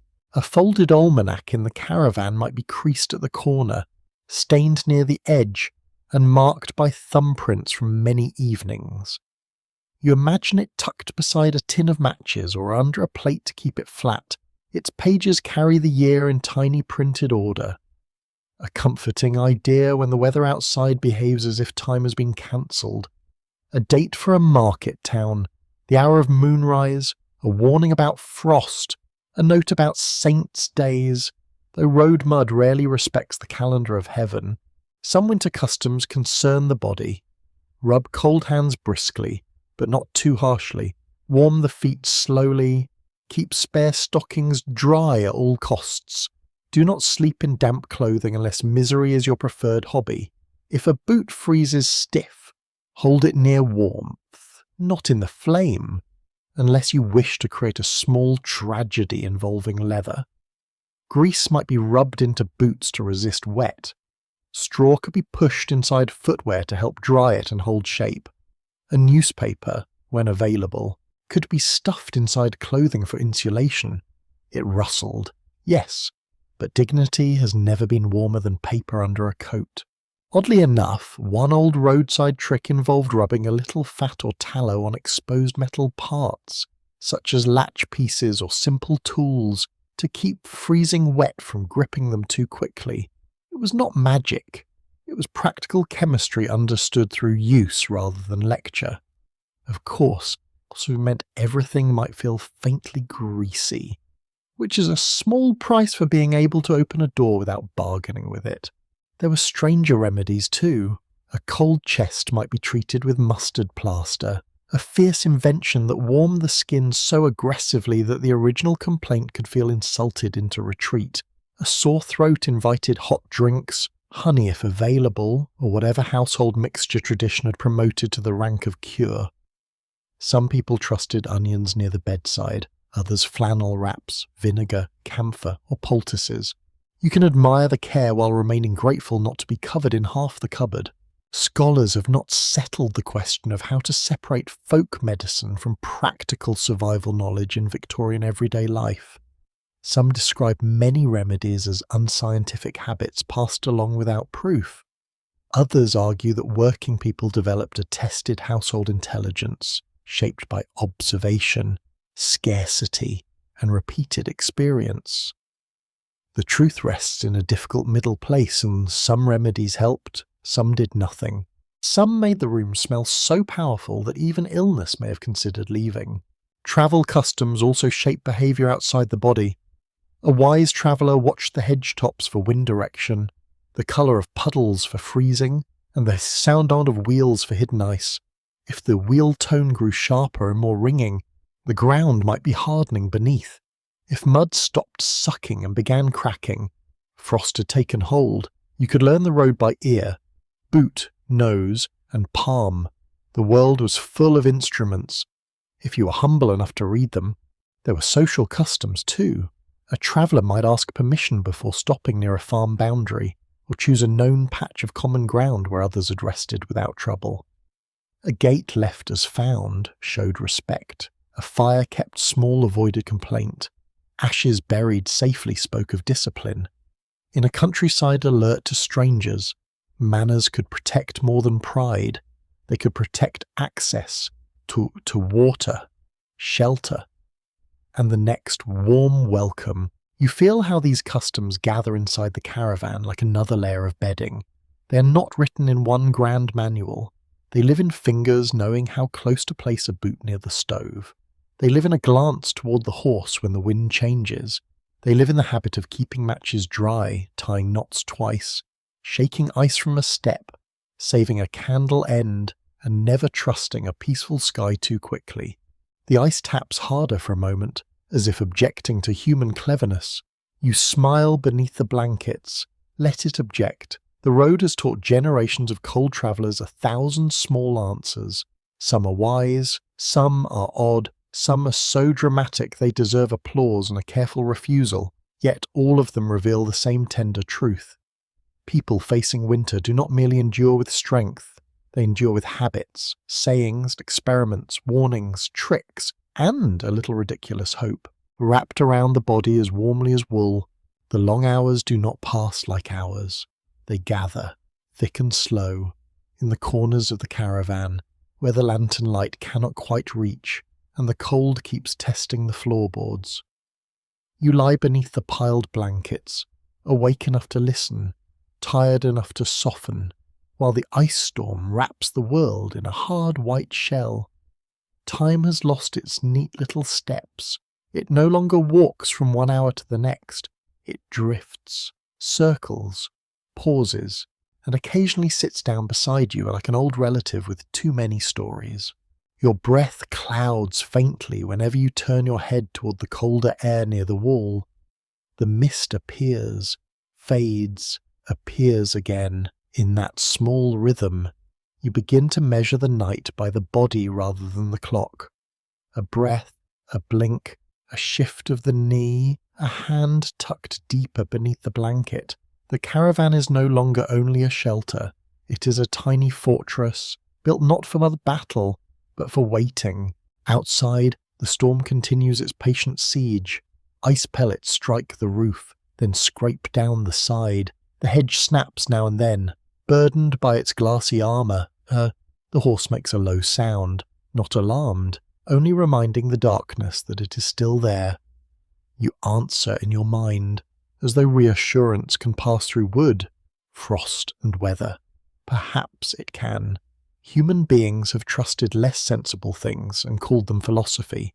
In the 1880s, Britain had telegraph lines, railway timetables, postal routes, police stations, and growing systems of public information. Yet a traveller stopped on a rural winter lane still had no easy way to call for help. There is no pocket device, no quick message sent into the air, no glowing screen offering rescue, weather reports, or cheerful nonsense from strangers.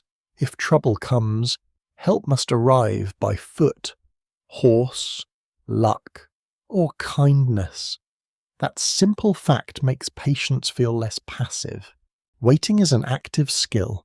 You listen to the stove as if it were a watchman. It ticks, settles, and occasionally gives a dry little click from within the coals. The heat is lower now, carefully rationed. You do not feed it too much, because fuel must last. You do not let it fade entirely, because cold is always ready to take a vacancy. The stove becomes the heart of the fort. The blankets are the walls within the walls. Your body is the guarded citizen, slightly dramatic perhaps, but entitled to its concerns. A curious fireside tale claimed that keeping a small iron object near the bed could ward off bad dreams during storms. A knife, key, nail, or horseshoe fragment might be placed close by, not always with full belief, but with the comfortable feeling that iron had a kind of honest strength. You may smile at the thought, yet your hand still knows where the door latch is, where the stove poker rests, where the matches wait. Even disbelief enjoys knowing the tools are close. The air tastes faintly of metal, coal, and cold wool. You shift your cheek against the blanket and feel the scratch of the weave. The lantern has been lowered until the flame is no larger than a golden seed. Shadows gather politely. The caravan seems smaller now, but safer too, as if darkness has folded it inward. No wide views, no demands, just the low roof, the warm hollow under the blankets, and the roof taking each icy blow on your behalf. Researchers remain at odds over whether Victorian travellers experienced night mainly as danger or as a familiar part of working life. Some descriptions emphasise fear, crime, exposure, and the uncertainty of roads without steady lighting. Other accounts suggest that those who lived by travel developed habits that made darkness usable, even intimate, through sound, memory, and routine. Both views feel true in this hour. The night is dangerous because it hides the road. The night is familiar because your body is learning its language. You become aware of tiny changes. The wind turns slightly, and the roof sound shifts from sharp striking to a more slanted hiss. A draft that touched your wrist now moves toward your ankle. The lantern flame leans the other way. The horse stamps once, then quiets. These are not grand events.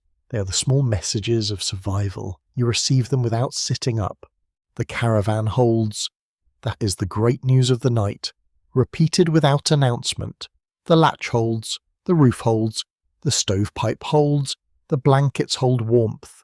The horse holds steady, your courage, which is mostly made of stillness and tea at this hour, also holds. Courage does not always look like a banner in the wind. Sometimes it looks like deciding not to open the door just to prove a point. The storm does not need your opinion in person. Now and then the mind wanders. It pictures the buried road, the frozen gate, the village asleep, the fields shining under a sky without stars. It pictures morning as a pale promise, not yet visible. Then it returns to the room, because the room is what can be trusted. Here is the blanket edge.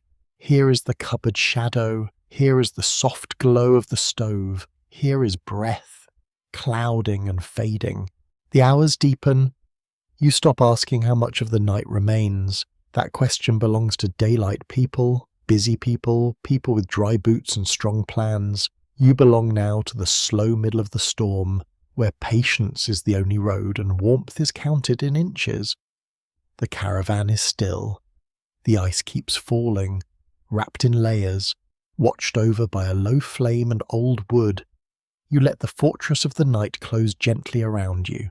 Morning arrives without a sunrise, as if the sky has forgotten the proper procedure and merely brightened by a few shades of grey. You wake slowly beneath the blankets, not because the world has become welcoming, but because the cold has found the tip of your nose and is making a formal announcement.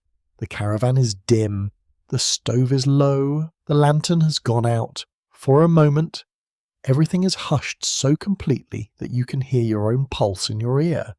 Then the roof gives a soft crackle. Ice shifts above you, loosened by the faint change in temperature, or by the caravan settling under its frozen coat.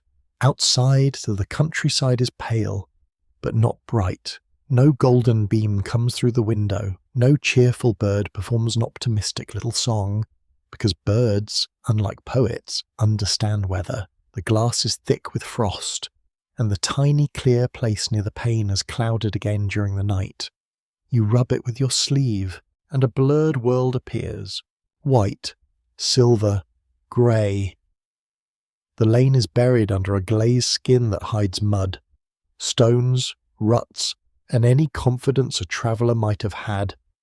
The hedgerow bends under ice. A gate leans with shining bars. The caravan step looks polished and treacherous. A small wooden invitation to fall with great historical authenticity here. You do not accept the invitation. The air inside bites at the hands when they leave the blankets. Your fingers move stiffly as you gather the shawl, pull on outer clothing, and prepare for the slow business of beginning. There is no leaping from bed in this world. There is negotiation. First one arm, then the other, then feet into cold stockings, which is an experience best met with calm, spiritual strength, and perhaps a private complaint or two. Boots wait near the stove, not warm exactly, but less cruel than they might have been. Records confirm that many horse-drawn vehicles of the period used wooden wheels strengthened with iron tyres, and those iron rims could grip badly on frozen roads, while also becoming trapped when mud hardened around them. A wagon left standing in wet ruts overnight might wake as part of the landscape. This is not poetic exaggeration. The road can hold a wheel as firmly as a miser holds a coin. You open the door carefully. It resists at first, stuck by frozen damp along the edge. A shoulder presses. A hand lifts the latch, and the door gives way with a stiff wooden complaint. Cold enters at once, clean and sharp, cool, carrying the scent of ice, wet bark, horse breath, and distant smoke. The step outside glitters. You place one boot down slowly, testing the surface before giving it weight. The world beneath the foot is not road. It is a question. The horse turns its head toward you. Frost has gathered along the hairs of its mane and around the edges of the rug, though the body beneath still gives off a low warmth. Its breath rises in thick white clouds, then drifts sideways. The animal looks patient, but not impressed. No creature enjoys waking to a frozen harness in a glazed lane, you murmur softly, and the horse flicks an ear, accepting the apology on behalf of weather everywhere. A curious footnote from winter road practice says some travellers sprinkled ashes, sand, or even rough straw beneath wheels and hooves to create grip on ice. Where there was no sand, stove ash could become morning treasure. The same grey powder that looked like waste beside the fire might help free a wheel or steady a step. The past is very good at reminding you that rubbish is often just a resource waiting for bad conditions. You inspect the wheels. Ice is built around the lower spokes and crusted near the iron rims. The mud from the lane has frozen into hard ridges against the tyres. One wheel sits in a rut so cleanly sealed that it seems planted. You crouch and touch the edge with a gloved hand. It is solid. The caravan has not merely stopped, it has been claimed. The tracks behind it are almost gone, erased by sleet and frozen over into faint hollows. The road ahead is worse because it is unknown. Every smooth patch could hide a hole. Every white ridge could be a stone, a rut, or nothing at all. Travel will not begin with drama. It will begin with scraping, testing, clearing, and deciding whether movement is wise. There is a noble romance in the open road, certainly, but it spends many mornings kneeling beside a wheel with cold fingers. Experts disagree about how frequently severe winter weather truly halted everyday rural traffic in late Victorian England. Some argue that people were more accustomed to bad roads and continued moving under conditions modern travellers would avoid. Others point to diaries, local reports, and transport delays showing that ice, snow, and flooding could stop work, markets, and mail routes for hours or days. The answer depends on place, purpose, and necessity. A farmer with animals cannot simply cancel mourning. A traveller with a wagon may have to. You gather ash from the stovepan and carry it outside in a small tin. The ash drifts down in dull grey patches near the step, beneath the horse's front hooves, and along the frozen rut by the wheel. It darkens the ice and gives the boot something to believe in. Then you fetch a short tool and chip gently around the tyre, not too hard. Iron and wood do not appreciate wild enthusiasm in freezing weather. The ice breaks in small flakes, the wheel remains stubborn. The morning continues to brighten without warmth. In the village distance, a chimney sends up smoke. Somewhere a farm gate groans open. The world is waking carefully, one stiff latch and one cautious footstep at a time. You stand beside the caravan, breath clouding before your face, and feel the stillness of a day that has not yet decided whether to permit travel. Nothing's hurried. The horse must be checked. The harness must be softened. The wheels must be freed. The lane must be read like a difficult sentence. For now, the pale morning rests over everything, cold and colourless, and you move through it slowly, honouring the ice by not trusting it at all. The work begins with hands, not hope. Hope is pleasant, of course, but it does very little against frozen mud unless someone gives it a scraper. You stand beside the caravan in the pale morning, wrapped in wool and smoke-scented cloth, and study the stubborn wheel sunk into its icy rut. The road has gripped the iron rim like a jealous old miser. Every spoke glitters with frost. Every bolt looks cold enough to take offence at being touched. You breathe into your hands, then rub them together inside your gloves. The first task is not strength. It is caution. Wood can split in a hard freeze. Leather can crack. Iron can turn slick and hateful. A careless blow might free one part and damage another, which is the sort of victory that immediately becomes a bill. So you work slowly, chipping at the frozen edge around the tyre, loosening mud in small flakes, clearing space where the wheel must move. The sound is crisp and satisfying. Tap, scrape, crack. A thin piece of ice breaks away and slides across the road. Under it lies dark mud, hard at the surface but softer beneath. You scatter stove ash where your boots need grip, then press your heel down carefully. The ash bites into the shine. A humble grey powder becomes a quiet blessing, which is more than can be said for many grand inventions before breakfast. In the 19th century, wooden cart and wagon wheels usually needed regular care, including attention to spokes, hubs, axle grease, and iron tyres. Wheelwrights and blacksmiths were essential trades in rural transport because every working vehicle depended on their skill. A loose tyre, cracked spoke, or dry axle could stop a journey as surely as a storm. That fact feels plain as you crouch beside the wheel, aware that all the movement depends on these circles of wood and iron behaving themselves. You check the hub. Running a hand near the axle box, grease has stiffened in the cold and, it must be warmed enough to do its work, not scorched or not wasted. A small pot of grease is brought near the stove inside, then handled carefully when it softens. The smell is thick and animal. Not exactly charming, but useful things rarely concern themselves with charm. You apply it where the axle needs easing, feeling the old partnership of fire, fat, wood, and wheels. The harness waits next. It hangs stiffly. Straps curled from cold and damp. You take each piece down and flex it slowly near warmth. Never too close to the flame. Leather remembers mistreatment. It rewards patience and punishes haste. The collar is checked for rough spots.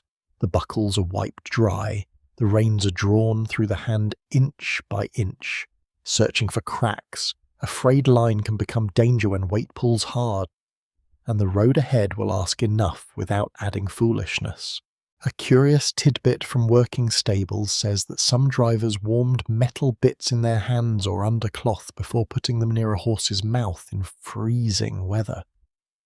It was simple kindness, and also simple sense.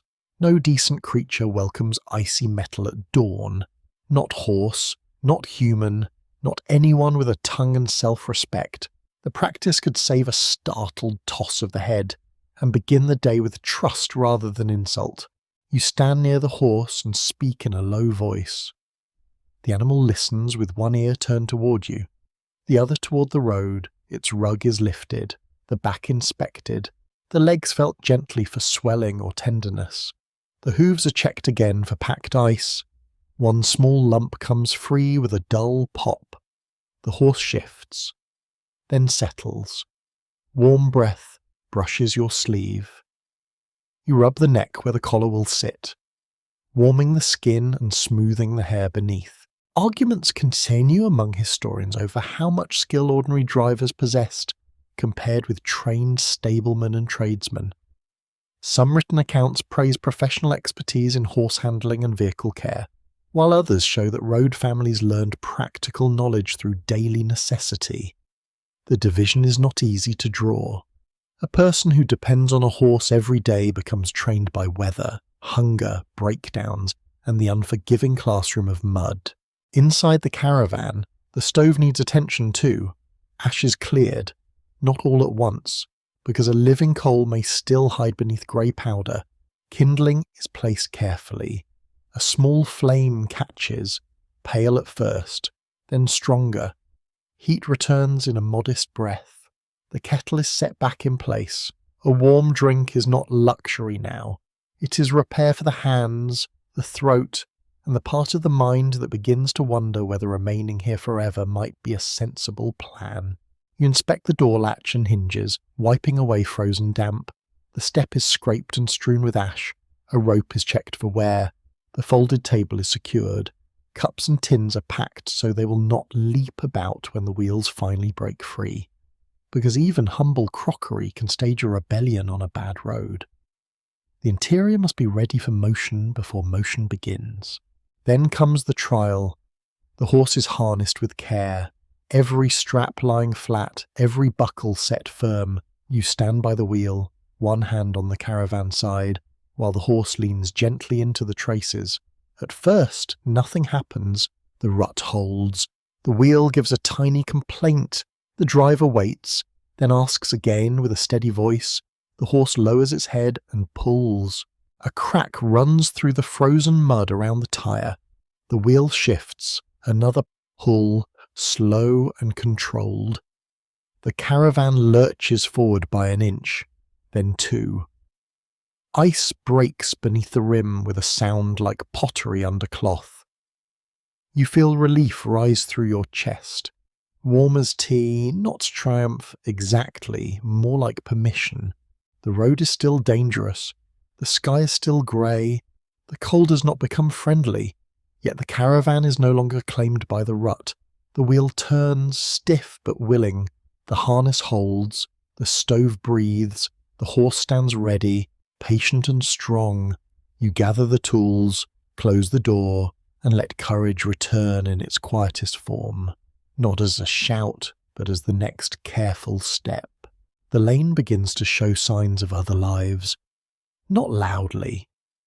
Winter never does anything convenient enough to shout directions.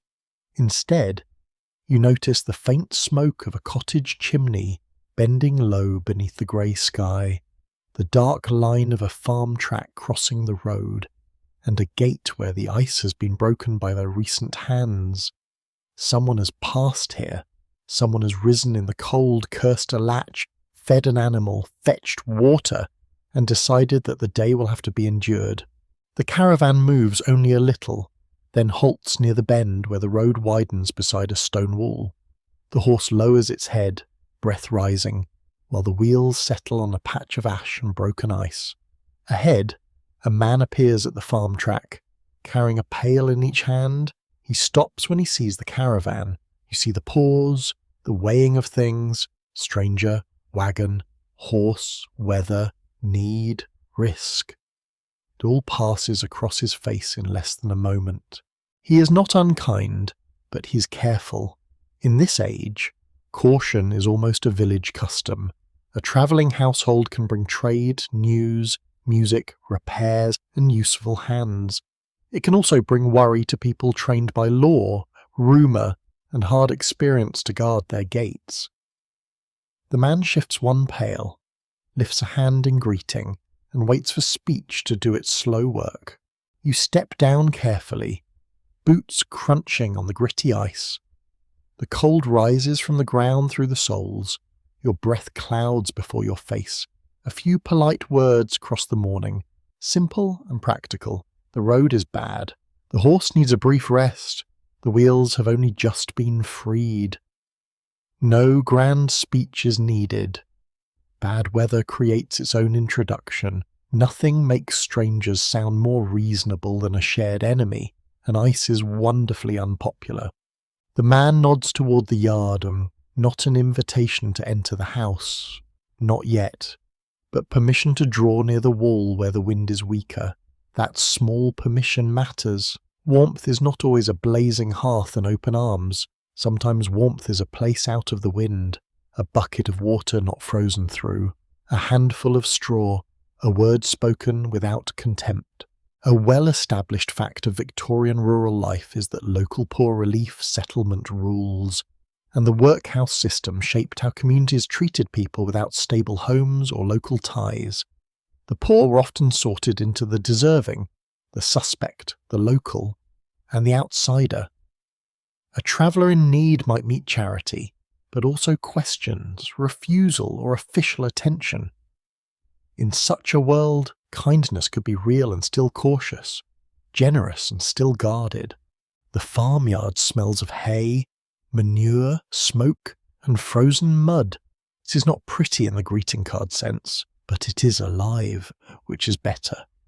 A woman appears at the cottage door, shawl around her shoulders, watching with a face that gives away little. Behind her, the interior glows dimly. You glimpse a table, a hanging pan, a child peering from behind her skirt. The child looks fascinated. Adults worry about respectability. Children see a caravan and immediately understand that it's more interesting than most furniture. The woman disappears inside and returns with a small jug of hot water, not enough to waste, enough to help. She passes it out without ceremony, as if ceremony would make the gift too large. The warmth of the jug against your hands is startling. It travels through the fingers, into the wrist, almost into the chest. You thank her, and she nods once, accepting the thanks as if it were a coin properly counted. One odd roadside rumour claimed that certain marks on gates or walls warned travellers which houses might offer food, which kept dogs, and which would call the constable. Stories of such signs have floated through later memory, though many historians treat them with caution, whether a true code existed or not. People on the road certainly learned reputations. They knew which farm sold hay fairly, which villages disliked strangers, and which doors might open a little wider when the weather turned cruel. A small exchange follows, not charity alone. A piece of harness needs a quick stitch. A pot handle in the farmhouse kitchen has loosened. A knife could use sharpening. The road community and the settled household meet in usefulness. Hands that travel carry skills. Hands that farm hold supplies. Suspicion softens when work appears between people, because work gives everyone something honourable to look at instead of staring too hard at need. The farmer brings a little straw for the horse to stand on while resting. He does not make a show of it. He merely drops it near the wall and kicks it flat with his boot. The horse steps onto it, and the sound changes from hard scrape to soft crush, a small mercy. The animal lowers its nose toward a pail and drinks a little, slow and careful. Ice breaks along the rim, steam rises from the water in the cold air. The question still divides researchers who study Victorian charity and rural neighbourliness. Some emphasise harsh attitudes toward wandering people, backed by law, newspapers, and fears of crime. Others find many examples of informal aid, practical exchange, and local generosity that never entered official records. The truth is not tidy. A door might open in one village and shut in the next. A farmer might offer straw but not lodging. A woman might share hot water while keeping her children close. Human kindness often arrives with a fence around it. You stand near the yard wall and feel the wind drop. For a few minutes, the world is almost bearable. A cup is filled with hot water and a pinch of tea. The taste is thin, but the heat is glorious. The child at the door asks whether the caravan has a bed inside. Someone answers yes. The child asks whether it has a chimney. Yes again. The child considers this and looks mildly offended that ordinary houses do not have wheels. A fair point, honestly. No one becomes intimate. No one pretends that all social distance has melted because of one cold morning. Yet the exchange leaves a mark. The caravan receives warmth, water, straw, a safer pause. The farm receives a repaired handle, a sharpened blade, a little news of the road, and perhaps a story for supper. Two worlds touch without fully joining. When the horse is ready, the farmer steps back. The woman lifts a hand from the doorway. The child waves openly until gently pulled inside. The caravan moves on with a slow creak, wheels finding the broken ice, harness settling into rhythm. Behind you, smoke continues to rise from the cottage chimney. Ahead, the lane remains pale and uncertain. You carry the warmth with you, not as sentiment, but as proof. In a hard winter, people may fear strangers and still help them. They may judge, bargain, measure, and worry, yet still place hot water into cold hands. The road is not softened completely by kindness, but sometimes, in a frozen morning, one small human gesture is enough to keep the journey from becoming only hardship. The thaw begins as a rumour rather than a promise. At first, nothing looks changed.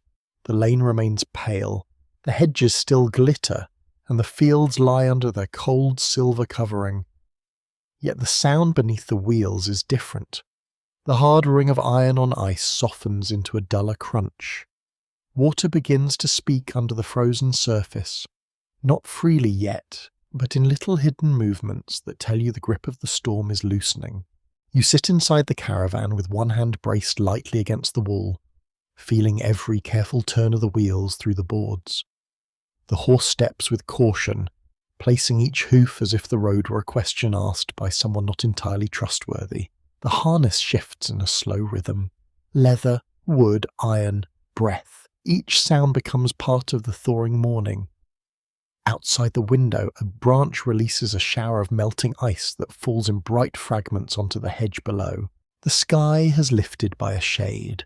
Not blue, not cheerful, not yet anything one would call kind, but the grey is higher, and that matters.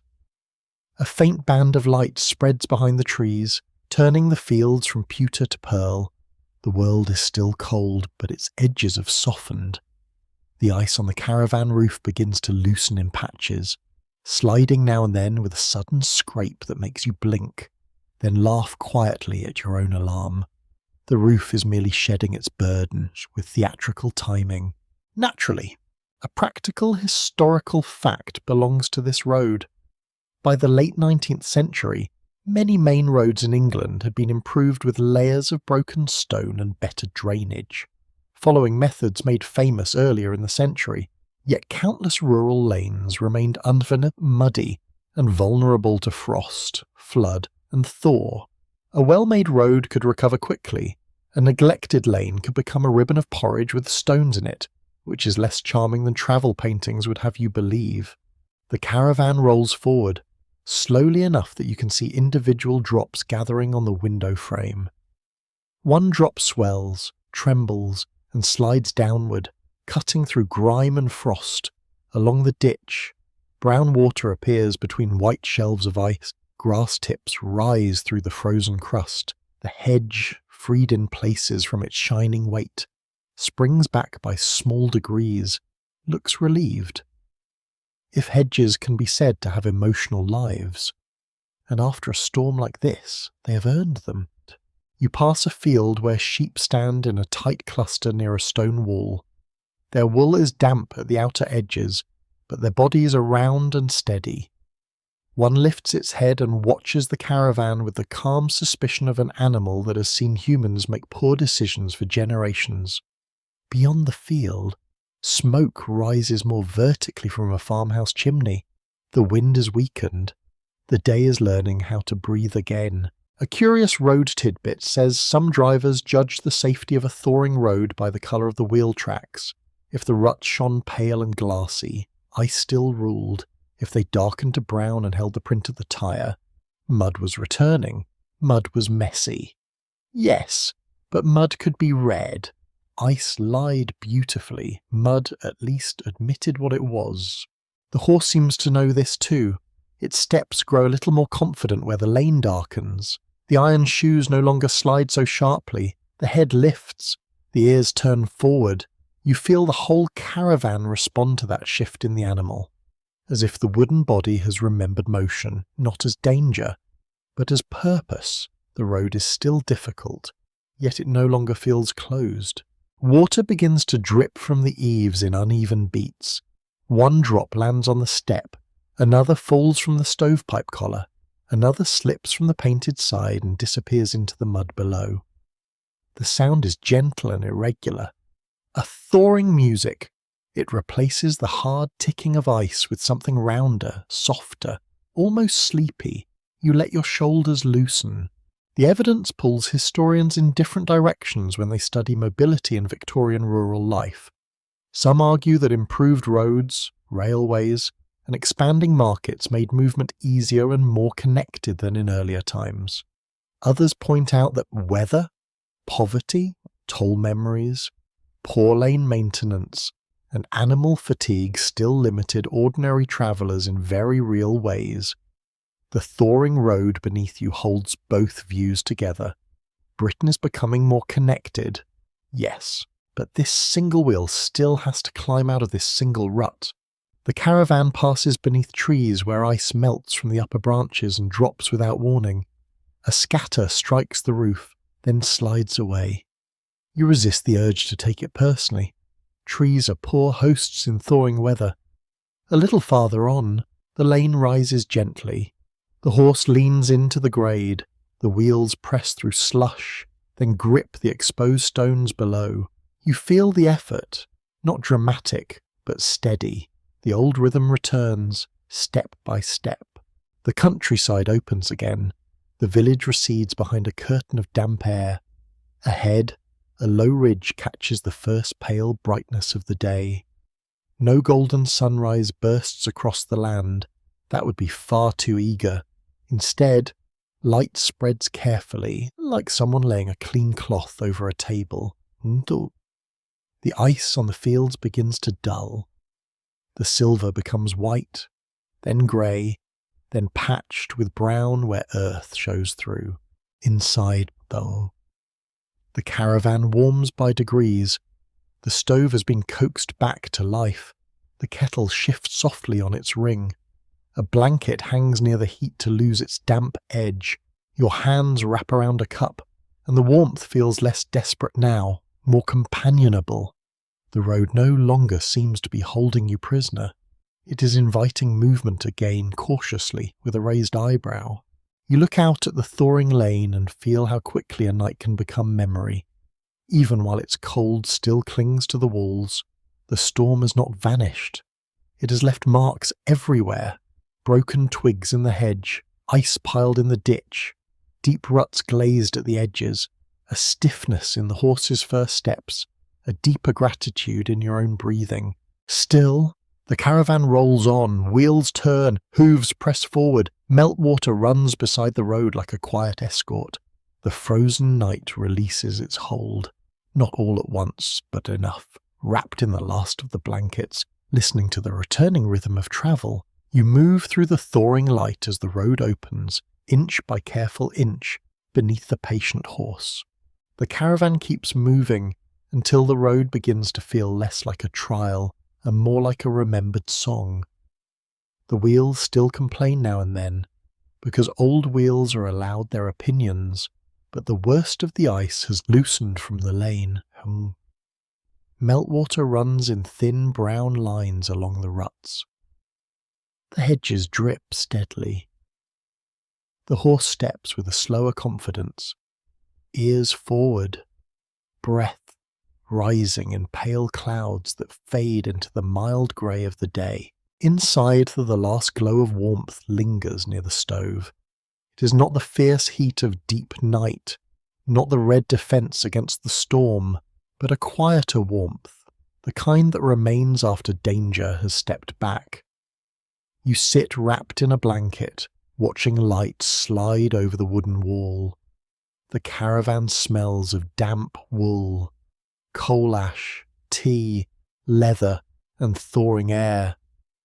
It is not a perfume anyone would bottle, unless they were unusually honest about winter travel. Yet to you, it smells like shelter. A mainstream fact rests beneath this gentle motion. By the late 19th century, horse-drawn caravans, wagons, and vans continue to serve travelling trades, fairs, seasonal work, and roadside living, even while railways had transformed long-distance movement across Britain. Modernity did not arrive all at once and replace everything neatly. Steam trains thundered between towns, while horses still pulled homes through lanes where frost, mud, and weather decided the pace. History, as usual, refused to tidy itself, a future textbook. You pass a low rise where the countryside opens. The frozen fields stretch away under a thinning veil of ice. On the higher ground, the storm's work shines for a little longer. Silver along the furrows, bright on the gate tops, delicate on the branches. But in the hollows, the thaw has begun. Brown earth shows through. Straw-coloured grass bends free. A rook lifts from a tree and crosses the pale sky with slow wing beats, looking wonderfully unconcerned with human hardship. The horse pauses near a bend while the driver studies the road ahead. You hear the harness settle, the soft jingle of metal, the wet crunch beneath hooves. A hand rests against the caravan side, and the wood feels cool, but no longer hostile. You think of all the things that held through the storm, the latch, the roof, the stove, the harness, the wheel, the horse, the blankets, your own patience, which may not have looked impressive, but did the job. A curious footnote from Travelling Life says some road families have saved a tiny token from a hard journey. A bent nail, a scrap of ribbon, a smooth stone, or a broken buckle, as a reminder of a difficult night survived. Not everyone did this, of course, and some practical people would call it nonsense while quietly keeping the object anyway. A token does not change the road, it changes the way memory sits in the hand. You imagine keeping one small thing from this icy halt, perhaps a darkened match tin, a chip of frozen mud shaken from the wheel, a strand of straw from the horse's resting place, nothing grand, nothing anyone else would value. Yet it would carry the story of cold held back by common things, a blanket, a cup, a flame, a patient animal, a little ash scattered underfoot. The past often survives in such humble objects, not because they are rare, but because they touch the moment when endurance became possible. Scholars continue to debate how romantic modern audiences should allow themselves to be about historical hardship. Some warn against softening poverty, cold social exclusion, and physical strain into pretty scenes. Others argue that beauty, tenderness, humour, and skill truly existed within those hard lives and deserve to be honoured. The balance matters.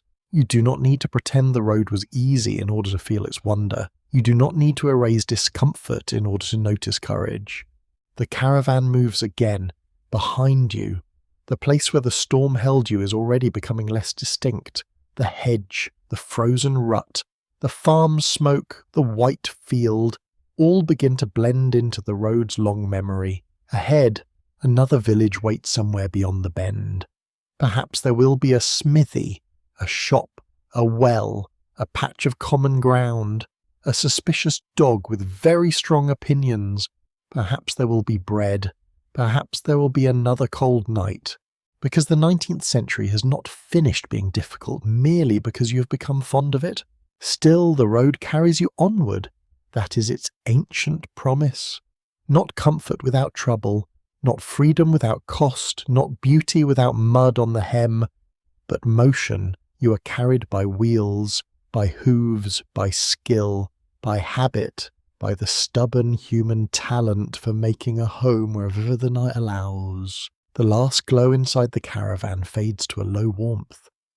You tuck the blanket closer and listen to the softened rhythm of travel.